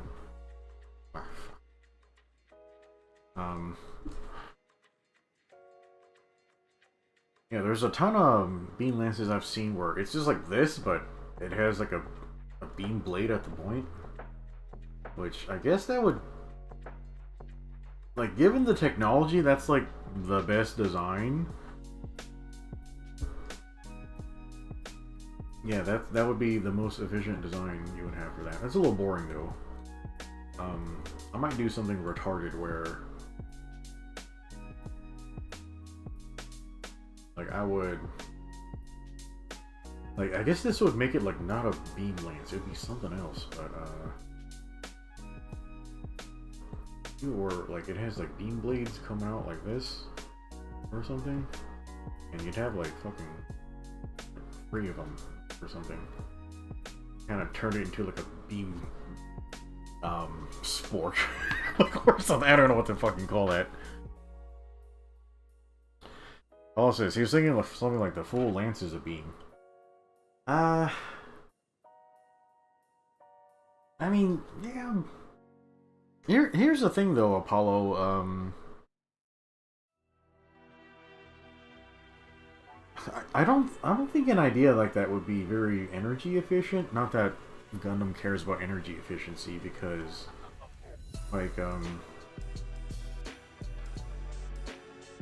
if you look at this design right here, like the reason why this works as a sword is because the way you use a sword, like yeah, you can thrust with it, but the Epion's mostly using this for like slashing and cleaving. So it takes a lot of energy to create this beam blade, I mean, this thing has a hook into a fucking reactor to keep it lit. So, the way you use a sword, it's like, since you're cleaving and slashing with this thing, like, yeah, you actually get an advantage of using all that energy to keep this beam blade. But with a beam lance, like, let's just say it just has an emitter. This. Yeah, let's say this is a beam. Like, and the way you use a lance is you just fucking poke with it, right? So, in essence, like, the only part of the beam you're really using is just like this, but you're using all this energy to also light up the rest of this fucking thing, and you're not really using that part of that. So it's kind of like you're using a lot of energy, but you're not taking advantage of it. Like, exactly. Yeah, it just kind of looks like a Gan sword, doesn't it? Yeah, it just looks like a fucking overblown Gan sword. Yeah, this is just, it just looks like a fucking thruster bell. Like, yeah, so I would say something like this, just like, it's pretty lightweight for like a lance weapon, but it just doesn't use its energy efficiently. Given, like, it has a lot of fucking reach, which, you know, that's gonna freak people out and, you know, probably kill a lot of people, but I just don't think it's really energy efficient. Yeah, maybe it only turns on, like, briefly just to, like, do the thrust. But yeah, you have all this this lance length that's, you know, that it's not really getting any work done. So you may as well just, you know, just have a lance body and just put the beam blade tip like right there or something. I think that would be better use of the technology. It would be a lot heavier, but, you know, just, it depends on what you're trying to do. And then also, it depends on how you want to argue, like, the beam physics, but yeah, given this, like, let's just pretend this beam lance shape, it's like cone shaped. Yeah, so just for simplicity, it's just like a cone. And we're gonna ignore all, like, the plasma physics and all that type of bullshit. But yeah, this cone shape is like its geometry is only good for kind of like doing damage, like right here. Like, it's really good at poking, but the rest of this, like, the shape is not very good for doing damage because of the shape. Like, it's basically just like a log that's really hot. You know, like, I'm sure you could, like, hit people with, I don't know how dense, like, Minovsky plasma is, but yeah, you can, I guess you can kind of hit people with it if you needed to, but it would basically just kind of burn them, but it's like, it doesn't have an edge on it, you know what I mean? So it's not going to go through anything. Like, maybe you can use it to parry and all that type of stuff, but yeah, I just don't think this blade shape is very useful. You would actually be a lot better off. This actually might be harder to do, but you might be better off with something that's just more like this shape, right? More this shape. Yeah, so this way you have the same, like, reach, but you don't have to use as much energy. And I guess this would still be kind of a little more similar to, yeah, it is still kind of cone shaped, but more narrow. So this would be more similar to, like, a beam sword, but, like, beam swords, like, its cross section would still look like this. And I'm pretty sure, you know, beam sabers have that type of cross section, but they're more narrow. And I'm pretty sure beam swords in UC, they actually have this type of cross section. Yeah, sorry, this is just me and my physics degree being a dick, but yeah, here's basically what I'm saying is, you should make your geometry in ways that are advantageous. Like, if you have edges, like, it'll be better for, you know, cleaving or cutting and that type of shit. But, I think technically, this type of shape, like, right here, I think this might technically be impossible to make with an electromagnetic field. So this is just fantasy bullshit. You can't actually do this with science, I think, but that's all just horse shit. Yeah, like in my Gundam Wing story, like this Epion doesn't use this technology, but yeah, my Wing Zero, it has a beam saber called a high beam saber, and it actually does some really fucking weird stuff where it's essentially like this length, but it has this cross section, and what it's doing is, I guess I better blow this up so I can create a little heat.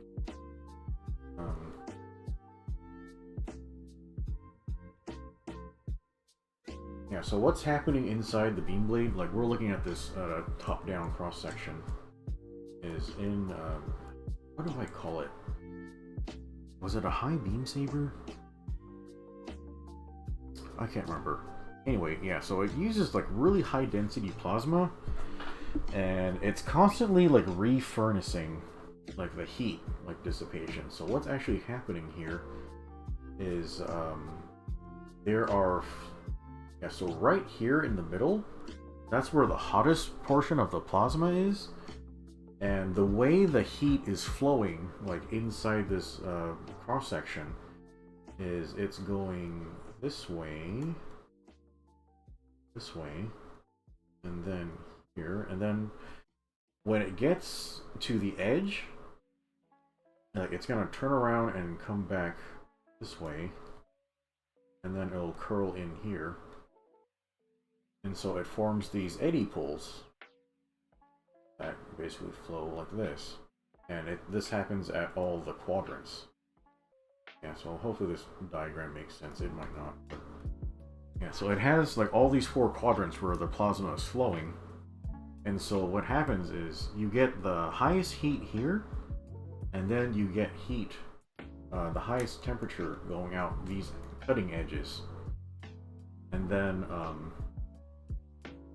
the coolest part of the plasma is coming back in right here to get reheated by the core.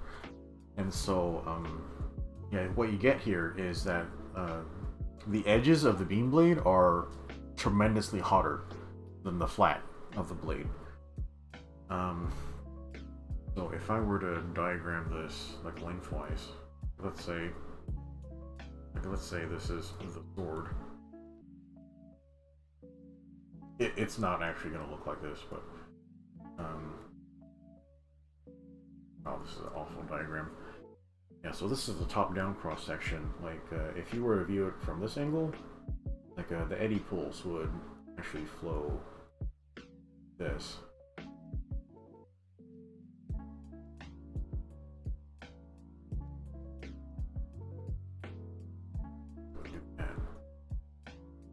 Anyway, so yeah, that's just kind of some of the plasma physics I was thinking of when engineering, like in my head, like this new type of beam sword.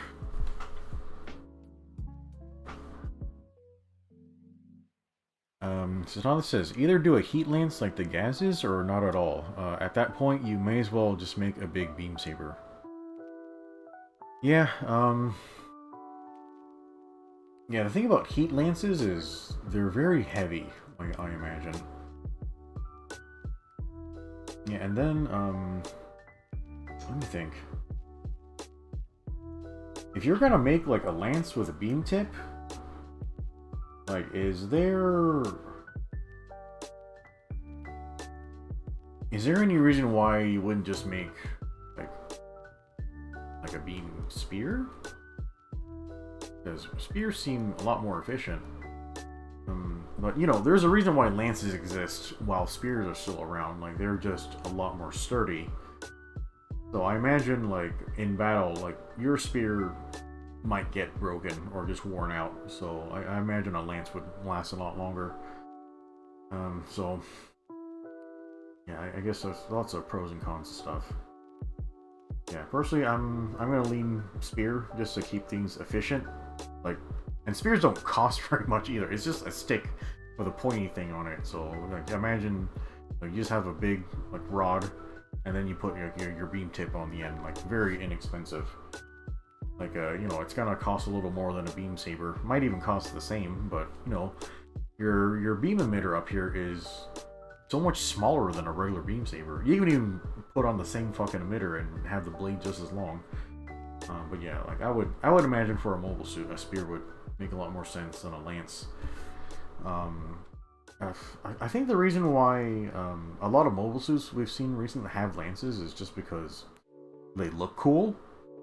And they're like, it's easier to sell model kits when your weapons look cool, because you know a spear is just a stick.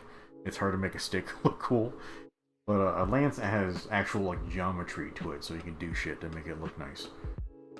So yeah, you got all that shit going on, and you got to keep in mind, like a lot of Gundam designs, like mobile suit designs, like they're not exactly just practical. Like, they also have to be works of art.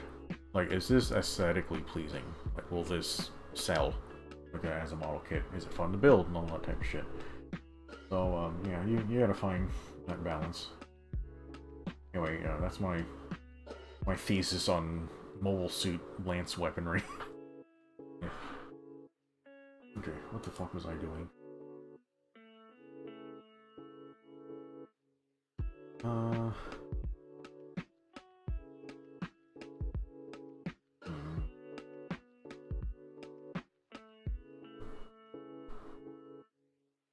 Is it 11 o'clock?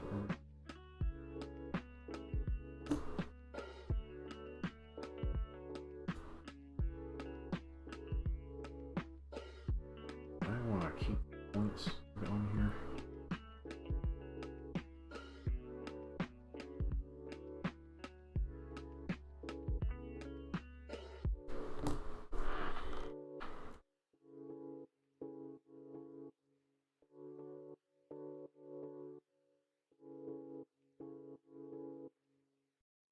Oh, I'm feeling pretty nauseous.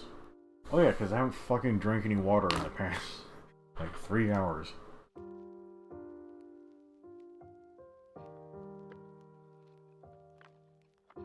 Wow, chat, I'm so smart. Ugh.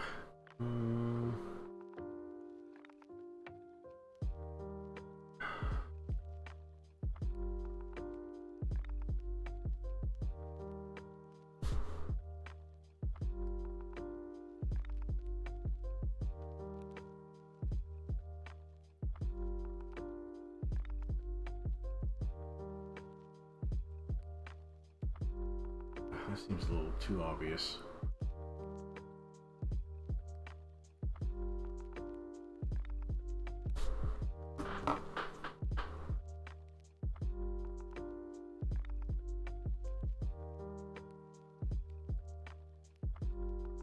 Okay, so Thomas says, a combination of in-lore looks cool and real life beam saber fights are easier to animate and easier to show being used to block other beam weapons. Yeah. Stan says, but mostly I think it was a preference in the shows. Don't forget, for whatever reason, the Zaku's use axes, yet everything else use heat swords and rods. Yeah, that's true. I think it's just because, Zaku's are just kind of cheap. Everything about them's cheap. Like, axes are a lot cheaper to make and maintain than a fucking sword. Like, look at this sword, like... Oh, like, pretend this wasn't a beam. Like, it's actually very hard to make a blade this long, like, of sufficient quality, and make sure, like, it doesn't break under duress and all that type of shit. But, yeah, look, what about an axe blade? It's like, you know, 1/4 the length, and you just put on a stick. Like, yeah, they're just a lot easier to use and maintain and make and all that type of stuff, so... That just shows to, you know, just Zaku quality, which is, you know, dog shit. I think the animators just prefer beam sabers because, you know, they look really cool. The effect is just really fun, like to look at, like not to mention like draw and all that type of shit. And I think when they were animating like OG Gundam, they just had like a lot of pink. They had like just a lot of pink paint just sitting around. They're like, okay, let's just make all the effects pink and all the explosions pink. Yeah, so I don't know if you all noticed, but yeah, that's actually the reason why everything's fucking pink in Gundam. I wonder if that's the same reason why the fucking Charzaku is all salmon color. It's not the same shade, but makes you kind of wonder.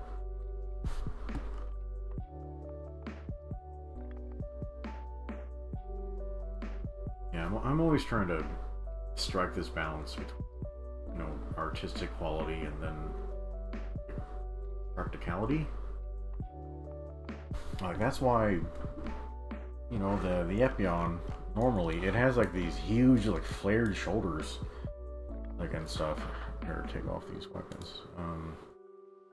But on my Epion, we turn off the backpack. That's probably blinding the shit out of people. It basically just has these compact shoulder pauldrons. Because yeah, I just wanted it like its body to be just like less flare, just more kind of more knightly, more armored. Whereas, you know, the regular Epion, it has these fucking huge like flared shoulders. Which yeah, this is a really like Kotoki thing. Oh, why is my preview so fucking small, Google? Anyway, yeah, so these giant flared shoulders, like they look cool, like they just don't look really practical, like to me. So yeah, they're just there to make you look cool and intimidating. But yeah, who needs cool and intimidating shoulder pauldrons when you have a fucking huge like fuck off backpack like this? So yeah, like I figured I would, you know, just kind of lean into like the defensive quality and make the armor really thick, all that type of shit.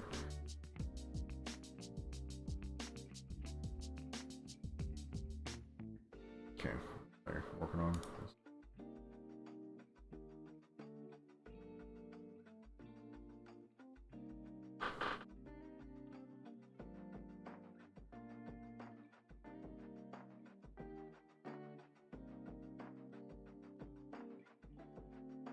Apollo says he doesn't think beam sabers existed when the Zaku was made.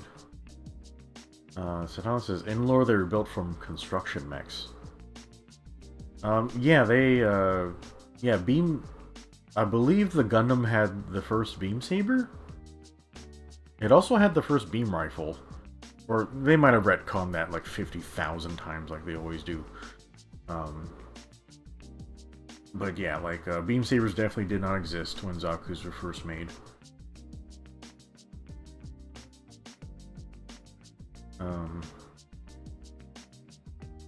Paul says what he's realized is a lot of mobile suit designs are absolutely full of sword traps. Absolutely. Yeah, if you look at a mobile suit design, they will catch a blade in 1,000 different places, which, you know, this design is incredibly guilty of that. Like, it has all these reverse scales going on. They'll definitely catch a blade. Like, oh crap! Like, you'll definitely catch a blade here and here and here. Like, yeah, that's definitely gonna happen. Charlie says he's gonna go get some sleep. Thanks for a Gundam recommendation, Zero. Don't forget to drink water. Yeah, thank you, Charlie. Yeah, I'm really glad you dropped by. Yeah, come by and chat with us once in a while. Yeah, good luck trying to find some Gundam to watch. But yeah, it was nice talking to you. Yeah, go get some rest. Satan says, water is for the weak. We're all weak, Satanta. Like, all of humanity's weak. That includes us as well. Yeah, I'm sure Heavy is cringing really hard right now.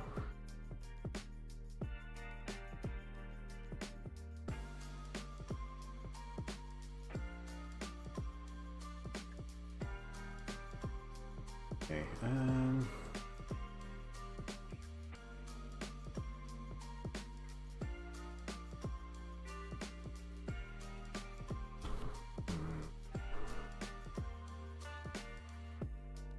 Tonto, what have you been up to lately? I guess you were working late. Yeah, we haven't chatted in a while.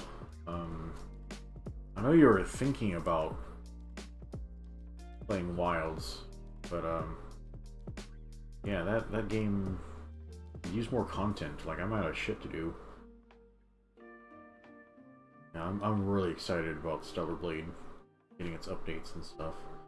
I need to figure out what's available on PlayStation, what's PC exclusive. I don't think my computer can run that shit. I didn't even get to check the specs.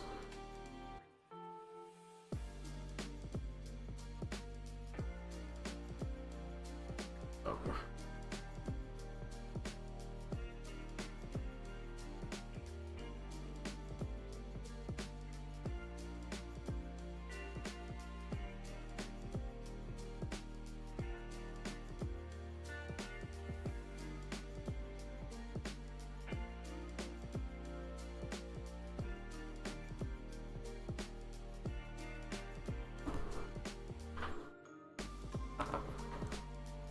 Paul says, too many titty physics on your computer. Bro, I have so many gigs of, like, just porn, like, everywhere. I think I need to get an external hard drive just to archive everything. Yeah, it's been a lot. Yeah, and I gotta be honest, chat, like, I was just kind of saving everything because of, like, the habit. I guess I just enjoyed, like, the whole collection aspect of it. Like, you know, gotta catch them all. But yeah, lately I've found, like, yeah, things are getting taken down. I'm like, wow, like, if I didn't save that at the time, like, I wouldn't have access to this anymore. So yeah, man, you gotta protect your treasure. Yeah, like, the world's changing. They're clamping down on shit. You know, fuck those guys. Oh, Yeti's here. Yeti says, hey, it's the Lance guy. Hi. Yeah, hello, Yeti. Yeti, have we met before? I could have sworn I talked to a guy on the stream named Yeti before. I don't know if you're the same guy. Yeah, welcome. Yeah, I'm the Lance guy. Weirdly enough, we were just talking about Lance's a few minutes ago. Being Lance Designs here, but I'm just kind of noodling, like, right now. So anyway, Satanta said, Wild's been pushed to the side. Work has been hell, so he's just been busy. Too busy to shoot the shit. Thankfully, things should go back to acceptable levels by June. Yeah, that's still a couple of weeks away, but yeah, just hang in there, man. We're rooting for you. Yeah, you've been, like, very late, like, to all the movie streams, all that type of shit. Yeah, my project, might be getting wrapped up soon. Like, well, like, we're gonna, like, hopefully finish phase 1 soon, and then we're gonna do a phase 2 where, yeah, I built the back end for this automation that built, or basically it's automation that pulls credit reports for our clients. So yeah, I gotta take this automation and make it into a web app. Yeah, so I get to build a web app now. So we're using this framework called Blazor, which I've never done anything in Blazor before. But thankfully, I think it's all in C#. Like, instead of, like, normally when you make a web app, like, you have to learn, like, 50,000 different languages, but yeah, in Blazor, you just use C#, like, for everything. So yeah, that'll make things easier, hopefully. Yeti says he was there during the Wilds beta stream. Yeah, I think that about lines up to what I remember, Yeti. Yeah, yeah, I hadn't seen you in a while then. Like, how you been?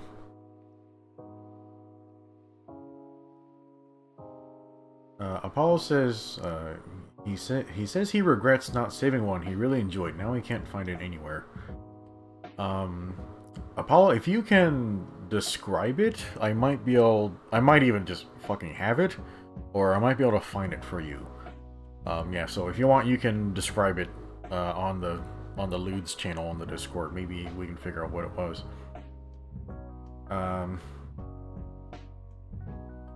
Okay, Satana says, don't delete any of your ISOs and ROMs along with any emulators you have, and don't get rid of any pre-PS3, Xbox 360 games you have. I don't have any Xbox stuff. Oh yeah, you remember... Yeah, Xbox, they're fucking selling games on PlayStation now. Like, that shit is crazy to me. Like, I guess they lost the console war. But yeah, like, I might pick up Gears. Because I love playing Gears with my brother. Like, my same brother he broke that Master Grade GPU too. So yeah, I might pick up Gears just to, you know, go down memory lane. There's this game I play with my brother, he don't talk to me. I guess I do that a lot with my relationships. But yeah, I had this really good tangent before, but I forgot to, or I had a good segue before, but I didn't take advantage of it because I was too retarded. Yeah, so remember how I was telling you how, yeah, Goth-chan wanted to be a tattoo artist, and I was reminded of how when we were younger, like, well, my parents really do not like tattoos. In our generation, like, we just have tattoos everywhere for, like, no fucking reason. Honestly, I haven't seen a lot of tattoos I even liked. Like, I just think they're a little trashy. But yeah, like, all of my siblings and, like, all of my contemporaries, like, they're all just covered in tattoos and all that type of shit. Because I guess nothing matters. But I remember when my older sister got her first tattoo, like, she really had to keep it hidden from my parents. And then, yeah, we were all at the salon where my parents, like, the salon my parents owned. And my sister accidentally slipped, and my mother saw her tattoo for the first time. And this was in the middle of my parents' divorce, so she was like, what have you done to, like, warp my children? Like, she was screaming at my dad, like, what have you done to warp my children? And I think she, like, fucking pulled a knife on my dad and tried to, like, threaten him with a knife. Yeah, so dad called the police, and, yeah, the police, you know, had to sit mom down, all that type of shit. She should be glad she didn't get, like, fucking shot. But yeah, so that was fun, like, tattoos causing, you know, a knife fight in my family. That's neat. So yeah, I was kind of thinking about that. Like, why is there this generational difference between, you know, my parents and then us, like, regarding these tattoos? And like, you know, in the news lately, there's been all this, like, gang stuff with all this MS-13 guys that going around, like, doing all this, you know, gang stuff, and they're being rounded up and, you know, sent overseas and that type of shit. Which, you know, yeah. So those guys, they do their gang initiations by either murdering somebody or raping somebody. And so after they do their initiation, they get these tattoos to say, like, hey, you're in the gang, you did your initiation. So I think it was that way in a lot of other countries, especially those the Asian countries, like, you know, like where my parents are from. So in my parents' experience, like, the only people who got tattoos are gang members. And, you know, we say gang members nowadays, like, nobody even thinks about gangs, like, oh, like, whatever, a gang member, like, there's like 50,000 of them out there. But yeah, in those days, like, being a gang member means, like, hey, you've actually murdered somebody. Like, you don't get your tattoos until you murder somebody, or you rape somebody, like, to get initiated. And so nowadays, like, everybody has a tattoo because it's just like fashion, or like whatever. Like, you just do it because you feel like it, like, for the time, or you're drunk or whatever. So yeah, like, I can kind of understand, like, yeah, why my parents freaked out about my sisters having tattoos. And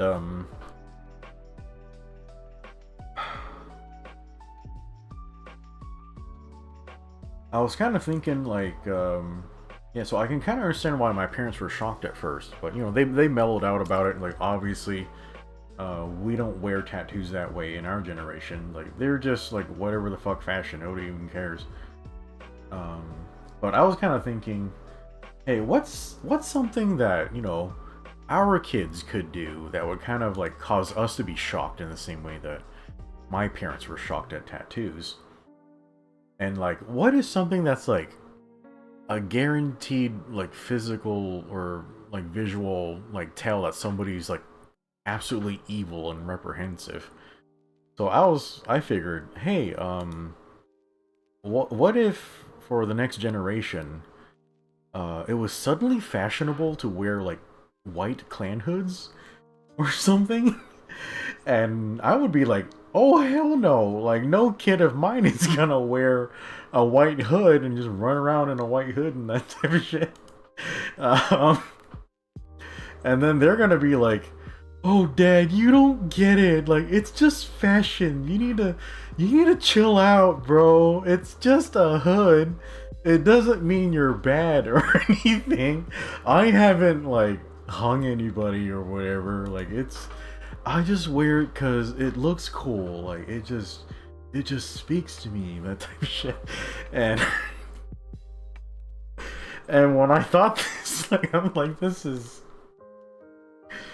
so fucking stupid. But that's actually kind of exactly what we did to our parents with all of our tattoos and shit. So yeah, that thought has just kind of been tickling me pretty badly for like the past week or something. But yeah, I just haven't had a good context to, you know, tell this to you guys. But yeah, that's just really fucking dumb. Okay, Apollo says he's got a Neo Zeon sleeves emblem tattoo. Oh no, Apollo, you're one of the Zeeks? Oh no, that means I have to racially discriminate against you now. Okay, Rex says, seems like getting tattoos and dyeing your hair is the replacement for temporary happiness instead of getting your life together and locking the fuck in. Yeah, Goth-chan was that way, but you know, she's a goth girl.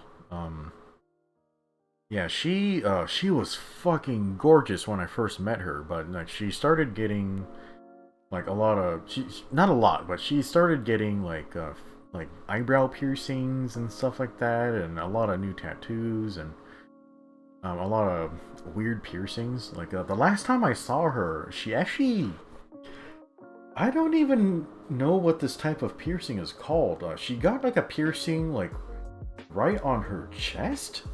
Like, not on her tits, but like on her sternum. What is this called? This better not get me in fucking trouble. Sternum here. Oh boy, this might get me in trouble. Shit. Hold on, chat. I gotta. Yeah, she got one of these.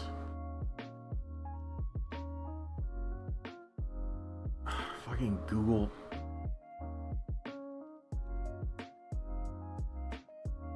Anyway, yeah, she got one of these, which, you know, I was horrified. Yeah, she got one of these because, you know, her friend got one, and she, on a whim, she was probably high again, but she got one of these on a whim, but the piercer did it wrong, so she was just fucking bleeding everywhere for like a day. And she actually went back to another tattoo parlor to get it fixed, and so they had to dig out the original piercing and then re-pierce it.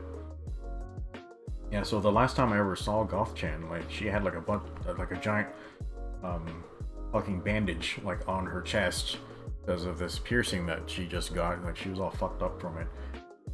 Yeah, so yeah, you know, while we were, you know, we were already broke up at the time, and you know, I was. You know what couples do? They get their closure after they broke up. So yeah, just fucking sue me, I guess. Yeah. Anyway, so yeah, I was getting my closure.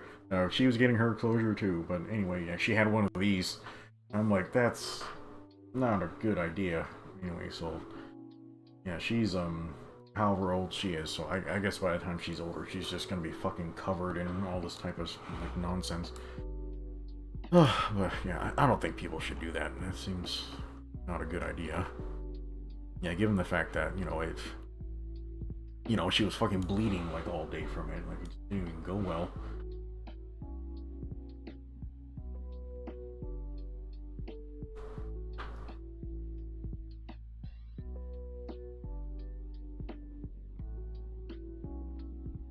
Okay, Satana says, what's fashionable and weird? Like, honestly, it's become the LGBT stuff. Yeah, that's been pretty... I mean, there's no difference between fashion and all the gender stuff. Like, it's all just them trying to be unique and all that type of stuff.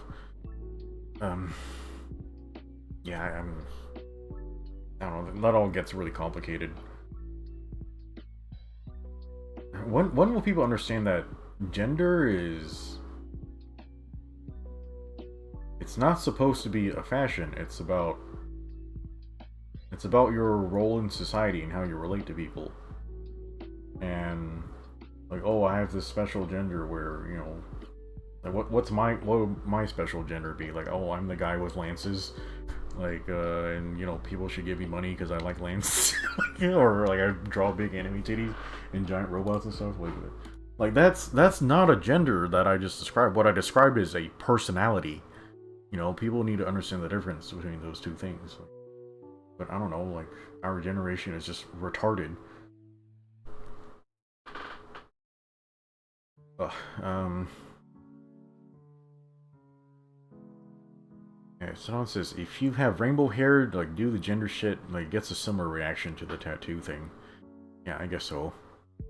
God, yeah, Goth-chan had so many tattoos. I paid for, like, a ton of them. Ugh, yeah, that was, my bad, but... Yeah, she had some pretty expensive ones, too. Chat, don't fucking ask me how much they were. You're fucking beat my shit.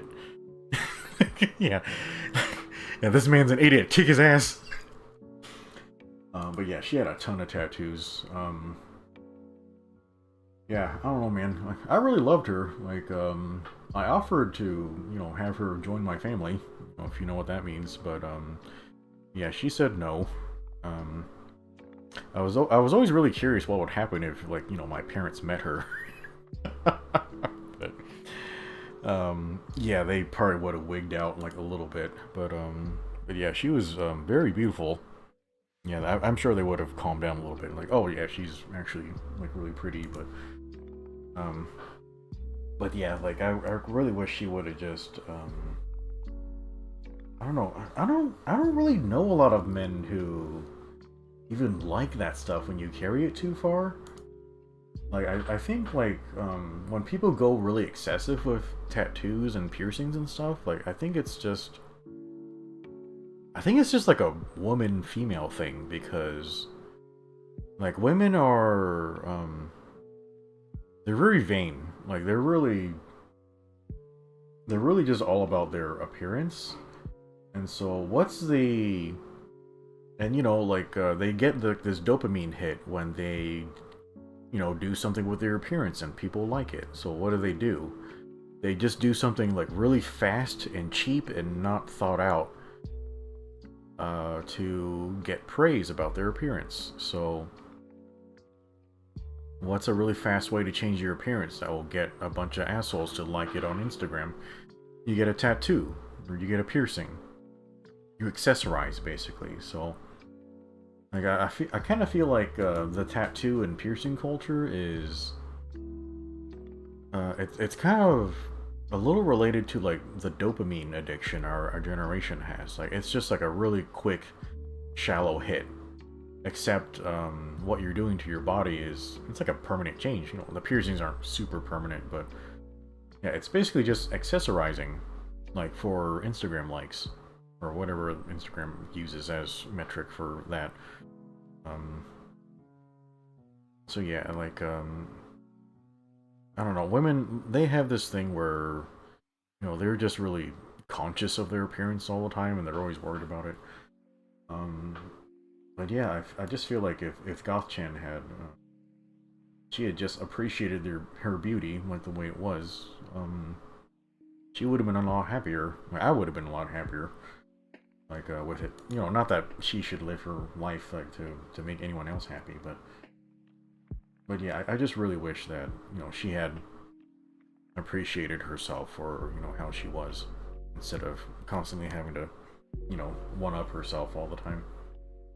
Anyway, that's just, you know, girls are gonna be like that sometimes.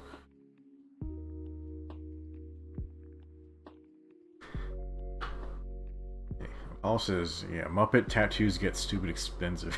Muppet tattoos? Rex says, dude, he knows how much tattoos cost because his friend used to be a tattoo artist.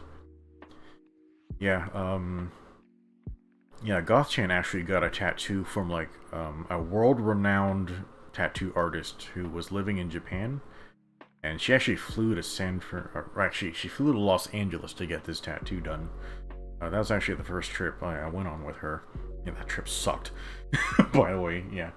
Oh, yeah, I don't like traveling with people. Like, people are assholes, dude. Yeah, so we got on a huge fucking fight. I think I've already told you guys about this, like a couple of years ago when it happened. Yeah, that was a really shitty story. Yeah, I'm not gonna rehash it now, but yeah, I get why people do the tattoos, but I just think the amount of money she spent, like, on those tattoos, like, she could have bought a car. She could have bought a car, and then she wouldn't have any of those fucking problems that she had. Oh my gosh, we should have bought a car instead. Ah, that would have made her life so much better. But she didn't. And instead of the car, she got the tattoos. Oh, yeah, that was pretty dumb. As Satanta says, there's a limit. Too many tats and piercings is just trashy and a hazard. Yeah. Rex says, what's crazy is his tattoo artist friends' shop closed down because tattoos were too expensive at the time. So if anyone waved $20 at them, they would be so happy for it. That sounds awful.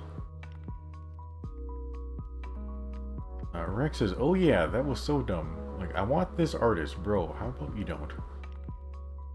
Sadata says, don't be like the chick he saw on the last family cruise and got her down under ring stuck in the jacuzzi thing. Yeah, I don't think people should be doing that stuff to their genitals. But you know, I guess I'm kind of a Puritan. Like, I don't have any piercings. I don't have any tattoos. Like, if I'm gonna fuck up my body, I'm gonna do it with fried chicken. Oh no. Yeah. I was planning on getting some fried chicken tomorrow. Maybe I shouldn't. Yeah, bro. Yeah, I'm just that way. Like, I don't know why. It's just a personality thing. I think. Yeah, there's just some boundaries I don't want to cross, like, with myself. I guess that's kind of what makes me conservative. Is, you ever seen that study by Jonathan Haidt? I'm sorry to make this all political and shit, but yeah, like, there's kind of like 6 metrics for values, and for conservative people, they measured that they kind of have, like, a little bit of, they kind of care about, like, all 6 of these topics to some degree. But they found for liberal people, they just compare about, they just care about, like, fairness and what's the other thing? I can't remember what the other metric was, but anyway, so there are all these other degrees that conservatives care about, and a lot of those things are like purity, and I was trying to think about, like, okay, why do people care about purity? So it's kind of like, if I live my life in a clean way, and I have these boundaries that I don't cross, generally I don't have to worry about future problems.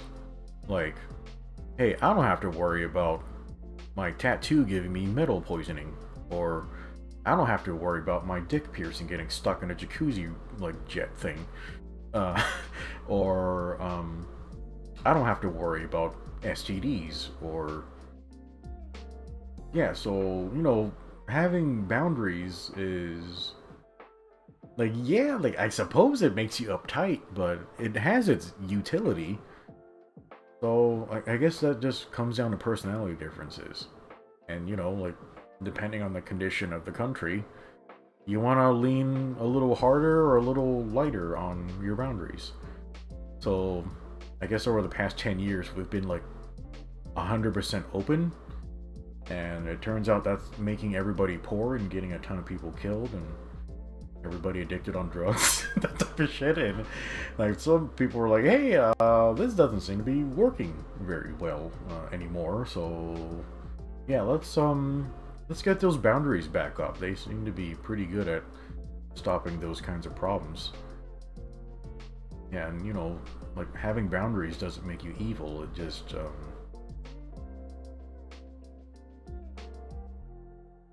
I don't know. It just makes you smart.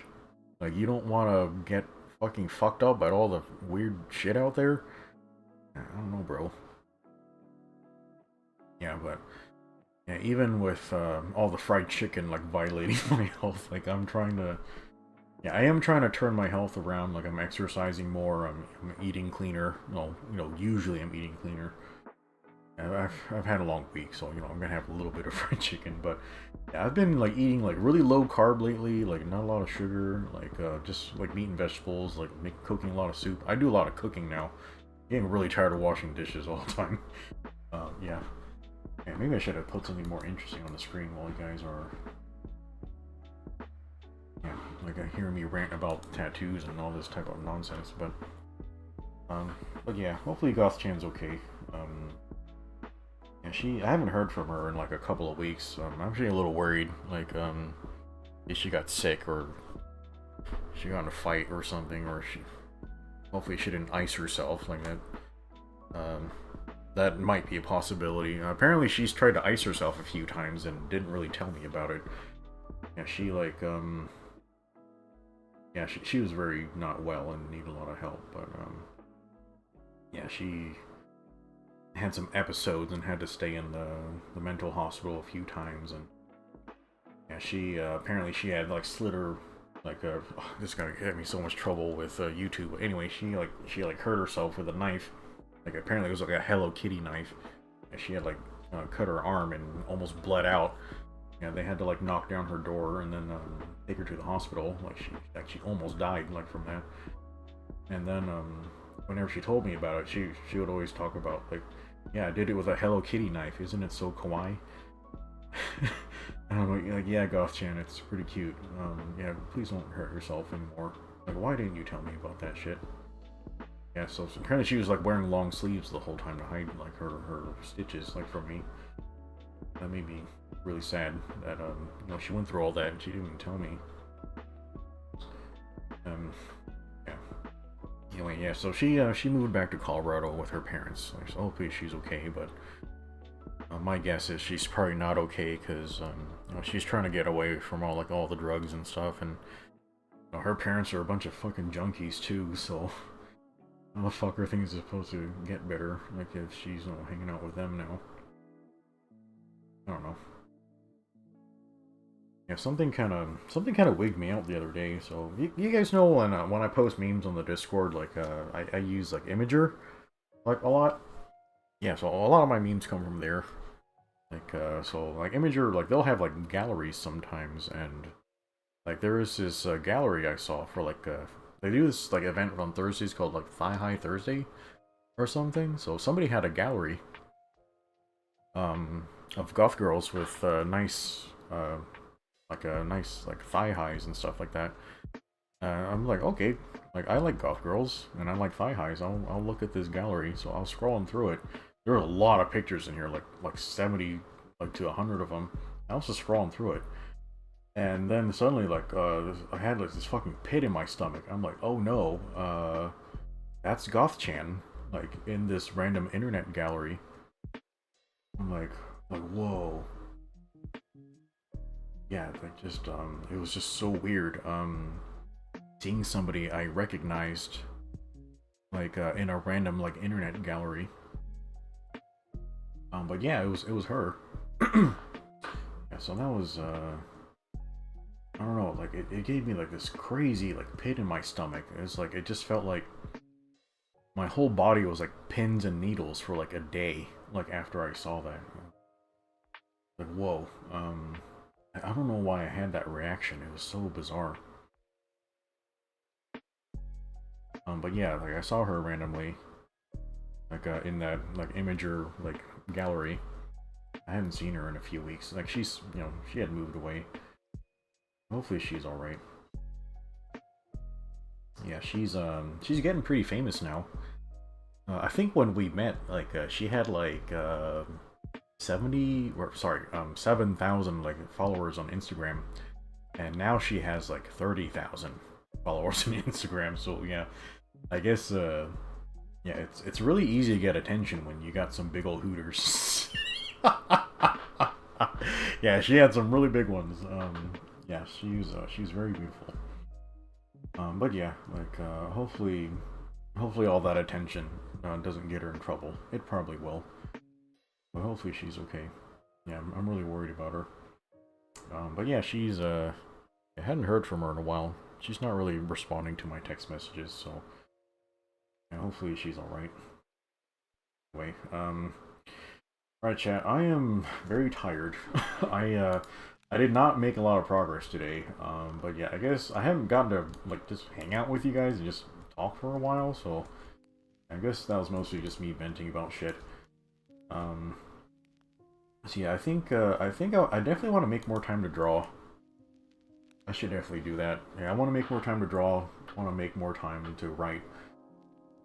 Doing this stuff is a lot more meaningful than just doing whatever the fuck YouTube stuff, because, you know, I guess the reason why I kind of spent so much time on YouTube is because, you know, it's kind of a lot easier to get success on YouTube. Like, yeah, you can just belch out whatever the fuck video and get viewers or whatever, but when you do artwork, you can do a piece of artwork for like 500 hours and it gets like 10 views on DeviantArt or whatever.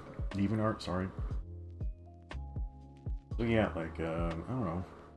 Yeah, I guess YouTube's just easier. Like, it's more fun. But, I would say doing the writing and doing the drawing it's a lot more meaningful. It's a lot more fulfilling, like, when you get it done. So maybe I should just use my time that way, like, instead. Okay, but, yeah, my throat is sore from fucking talking for 4 hours. I guess I should stop. So yeah, I'm really sorry I held you guys hostage. I'm just ranting about, like, random shit. Yeah, not drawing very much, but yeah, I gotta get this stuff done. Let me see. So, I think tomorrow? Like, I'm gonna try to work on AT Raidao a little bit. I don't even know if people even give a shit if I make a video about Raidao, because, you know, all these speedrunners already posted, like, a million videos of that, but yeah, I don't know, people are asking me for Raidao videos, so I guess I'll do one or something. Yeah, this weekend, I don't know, I'm just trying to chill and watch my blood pressure, so I'll probably just hang out and I'll just fast, you know, after I have my fried chicken. I'm such an idiot, but I want some fried chicken. I'm gonna have some. Yeah, so after I have my fried chicken, I'm gonna do some fasting. I'm gonna go for some walks around. It's so hot outside now. I'm so sad I didn't walk more when it's cooler. Yeah, so I'm gonna just like do some light exercise. I want to watch my blood pressure, so I'm gonna go. I'm gonna go finish watching Freerun. I'm gonna just binge the shit out of that. I'm really loving that show so far. But yeah, we'll figure out what to do next. I guess maybe I'll be around on Saturday. Like, I have the free time, but yeah, maybe I should just use it to do something more productive, or set up my laser engraver finally. Let me read up how to use that fucking thing. Yeah, it's just sitting right there in the corner of my office. Yeah, I need to do that. Fucking spent $2,000 on the thing. I haven't set it up yet. Yeah, I need to do that. Anyway, chat, yeah, I'm sorry I've been kind of low on content, like, lately. Like, I actually do have a lot of Monster Hunter stuff recorded, but I just felt like the timing was inappropriate to release that stuff when everyone was just kind of, you know, buzzing about AT Ray. and I had like this fucking random video about, you know, Agravios or whatever. Like nobody's gonna watch that. I don't fucking know. I don't know. Yeah, I got stuff in my pocket, but yeah, I gotta work on like this lance guide because everyone's fucking asked me for that shit. But yeah, whatever. All right, chat. Yeah, sorry for talking your ear off. Having to. Yeah, you guys are basically my therapist. Hear all this shit. I tried to get an actual professional therapist, but yeah, he just kind of ghosted me, and yeah, that was weird. I should probably call him to see what the fuck happened. Yeah, I'm kind of worried like he's dead or something. No help allowed. Anyway, chat, yeah, I'm gonna hang up on you. I'm glad we got to hang out and chat. Yeah, it's been really fun. Yeah, we gotta do this more often. Like, hopefully we actually make art progress and just not me talking a lot of shit. Yeah, like I said, you guys go get some rest. Yeah, thank you for all the new channel memberships. I really appreciate it. Yeah, so we had, like, Life is Bad added a membership, and then Daniel gifted a membership to Sean. Yeah, so, yeah, thank you to those two guys for, you know, yeah, helping me out. Yeah, running the channel is expensive. Oh yeah, I forgot to talk to you guys about something. I'm trying to order a fucking. I'm trying to order an ostrich egg. Yeah, so there's this farm in New Mexico that sells ostrich eggs. You guys want to pick one for me, real quick? Yeah, so I told them I would buy an ostrich egg and fucking eat it on video for you guys to see, but I thought they were $30. Like they were at the time I was looking it up, but now they're like they're between like $60 to $100. Like fuck, I don't know how much the shipping is. So I'm like, okay, which egg should I get?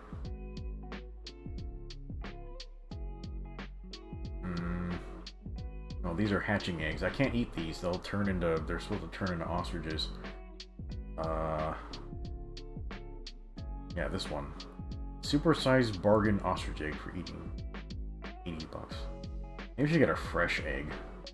Yeah, super jumbo fresh egg. Fucking $95.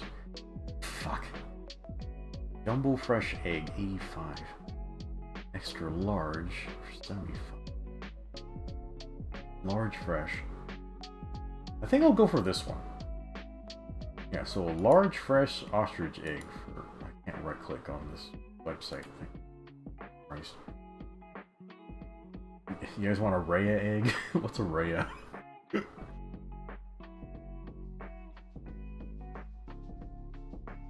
Don't worry about Apollo. I'll get another paycheck like next week. Okay, Apollo says he wants that ostrich egg stream. I wasn't gonna stream the whole fucking thing. That's a lot of work. I don't want you guys to see the layout of my kitchen. That's gonna wig me out. Yeah, I was just gonna record like a short video of me like just cooking the egg and trying to fucking eat the thing. Yeah, so here, yeah, so it mails in like 2 or 3 days. Yeah. So it's about as much food as like 24 chicken eggs. How the fuck am I gonna eat all of these? Like, oh my god. I'm gonna die from the cholesterol. Anyway, I guess I'm gonna order this egg soon. So, it's 6 pounds. Oh, okay. Alright, chat. Like, I guess I gotta go buy a really fucking big skillet and a really big plate to stick it on, but... Oh, fuck me. Yeah, I really gotta plan this out, or else I'm gonna really fuck this up. Like, I'm either gonna mess up cooking the egg, or I'm gonna, like, accidentally give myself, like, the world's worst food poisoning or something. And I'm really worried, like, what if I cook it and it, like, it doesn't taste good? Like, that would make me so sad. Like, I spent fucking $65 on an ostrich egg, and there's, like, fucking 6 pounds of it. And it doesn't even taste good. Like, what am I gonna do? Oh, fuck. Yeah. Hey, Rex says, send him some ostrich omelet when you're done. Heavy says, maybe get a smaller egg? Heavy, I'm from Texas. We always go for the biggest, like, thing we can afford. A smaller egg? Here, here's a small one.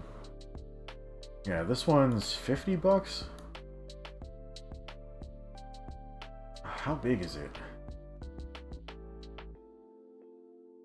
Okay, this one's 4 pounds. But heavy, if we get a small ostrich egg, it wouldn't be as funny. Like, it has to be so big that it's ridiculous, you know? That's just how comedy works. Yeah, and I don't know, it's just like a $15 difference. I wipe my ass with $15, you know? Like, whatever. Like, yeah, I think I'll get, like, the big egg, like we were looking at before. Yeah, this one. Yeah, it's even on sale. Anyway, I just want to give you guys an update on my ostrich egg research, but yeah, I guess I gotta do this for everyone forgets about it. Look at this super jumbo one for like 95. Anyway, chat, yeah, I just wanted to like, just run that past you real quick. Yeah, I'll probably get this one, but I gotta plan things out a little bit before I order it. Oh, okay. Alright, chat. This went a really long time. I didn't even go on a break or anything. Anyway, we already said our goodbye, so I'm gonna hang up on you guys now. So, yeah. Yeah. Rex's ostrich egg for spider control. Oh yeah. You guys probably want to look at that. Yeah, I looked at that too. I'm like, what the fuck does that mean? So apparently, I'll just read this out loud for you guys. So, ostrich egg for spider control, not for human consumption or eating. Full ostrich eggs to be used for spider control in enclosed areas. Each whole ostrich egg should be hung from the ceiling in a netting to allow air circulation around the entire egg. Or the ostrich egg can be set on a secure base, such as a candy dish or a candle holder, etc. But again, air should circulate around the egg. The full ostrich egg will repel spiders by a substance emitted through the eggshell's pores, so no holes should be made in the egg before hanging or displaying. Empty ostrich eggshells or broken ostrich eggshell pieces do not work well. The ostrich eggs should last a long time if not broken, and do not need to be cleaned, just dusted off if needed. Yeah, this talks about the sizes. So apparently, ostrich eggs, when they're untampered, like, they have, like, this chemical property where they repel spiders. Which I didn't fucking know about until I saw this webpage. So I want to, like, is this just a fucking troll, or is this actually true? But anyway, now you guys know that. But yeah, I guess this makes sense. Like, if you're a big fucking ostrich, you want to, you know, not have spiders where you're sitting, or you don't want spiders to eat your eggs. Which I don't think a spider would be able to break an ostrich egg, but yeah, apparently this is a thing, and I had no fucking idea. but yeah, apparently, yeah, it says it here. I just don't know if it's true or not. Yeah, somebody check. Anyway, chat, like, on that weird note, yeah, I'm ending the stream. Yeah, thanks for coming to hang out with me. Thank you for all the, you know, the support. Yeah, I'll try to get this stuff done. I know you guys have been staring at me trying to fiddle with this Epion drawing for, like, fucking 4 years now. I'll try to get it done this year. But yeah, like, yeah, I'm gonna go away now. I think I'm gonna watch, one more episode of Freeman, and yeah, maybe find something to jerk off to, and then I'll go to sleep, and yeah, I have work tomorrow. So yeah, anyway, yeah, you guys should post on the Discord more often. Yeah, sometimes I get bored and I'm just looking for shit to laugh at, but yeah, you should post more often. Anyway, yeah, you guys should go get some rest now. But yeah, thanks for coming by. I guess we'll hang out again sometime soon. So yeah, I'll see you guys later. Okay, goodbye, good night.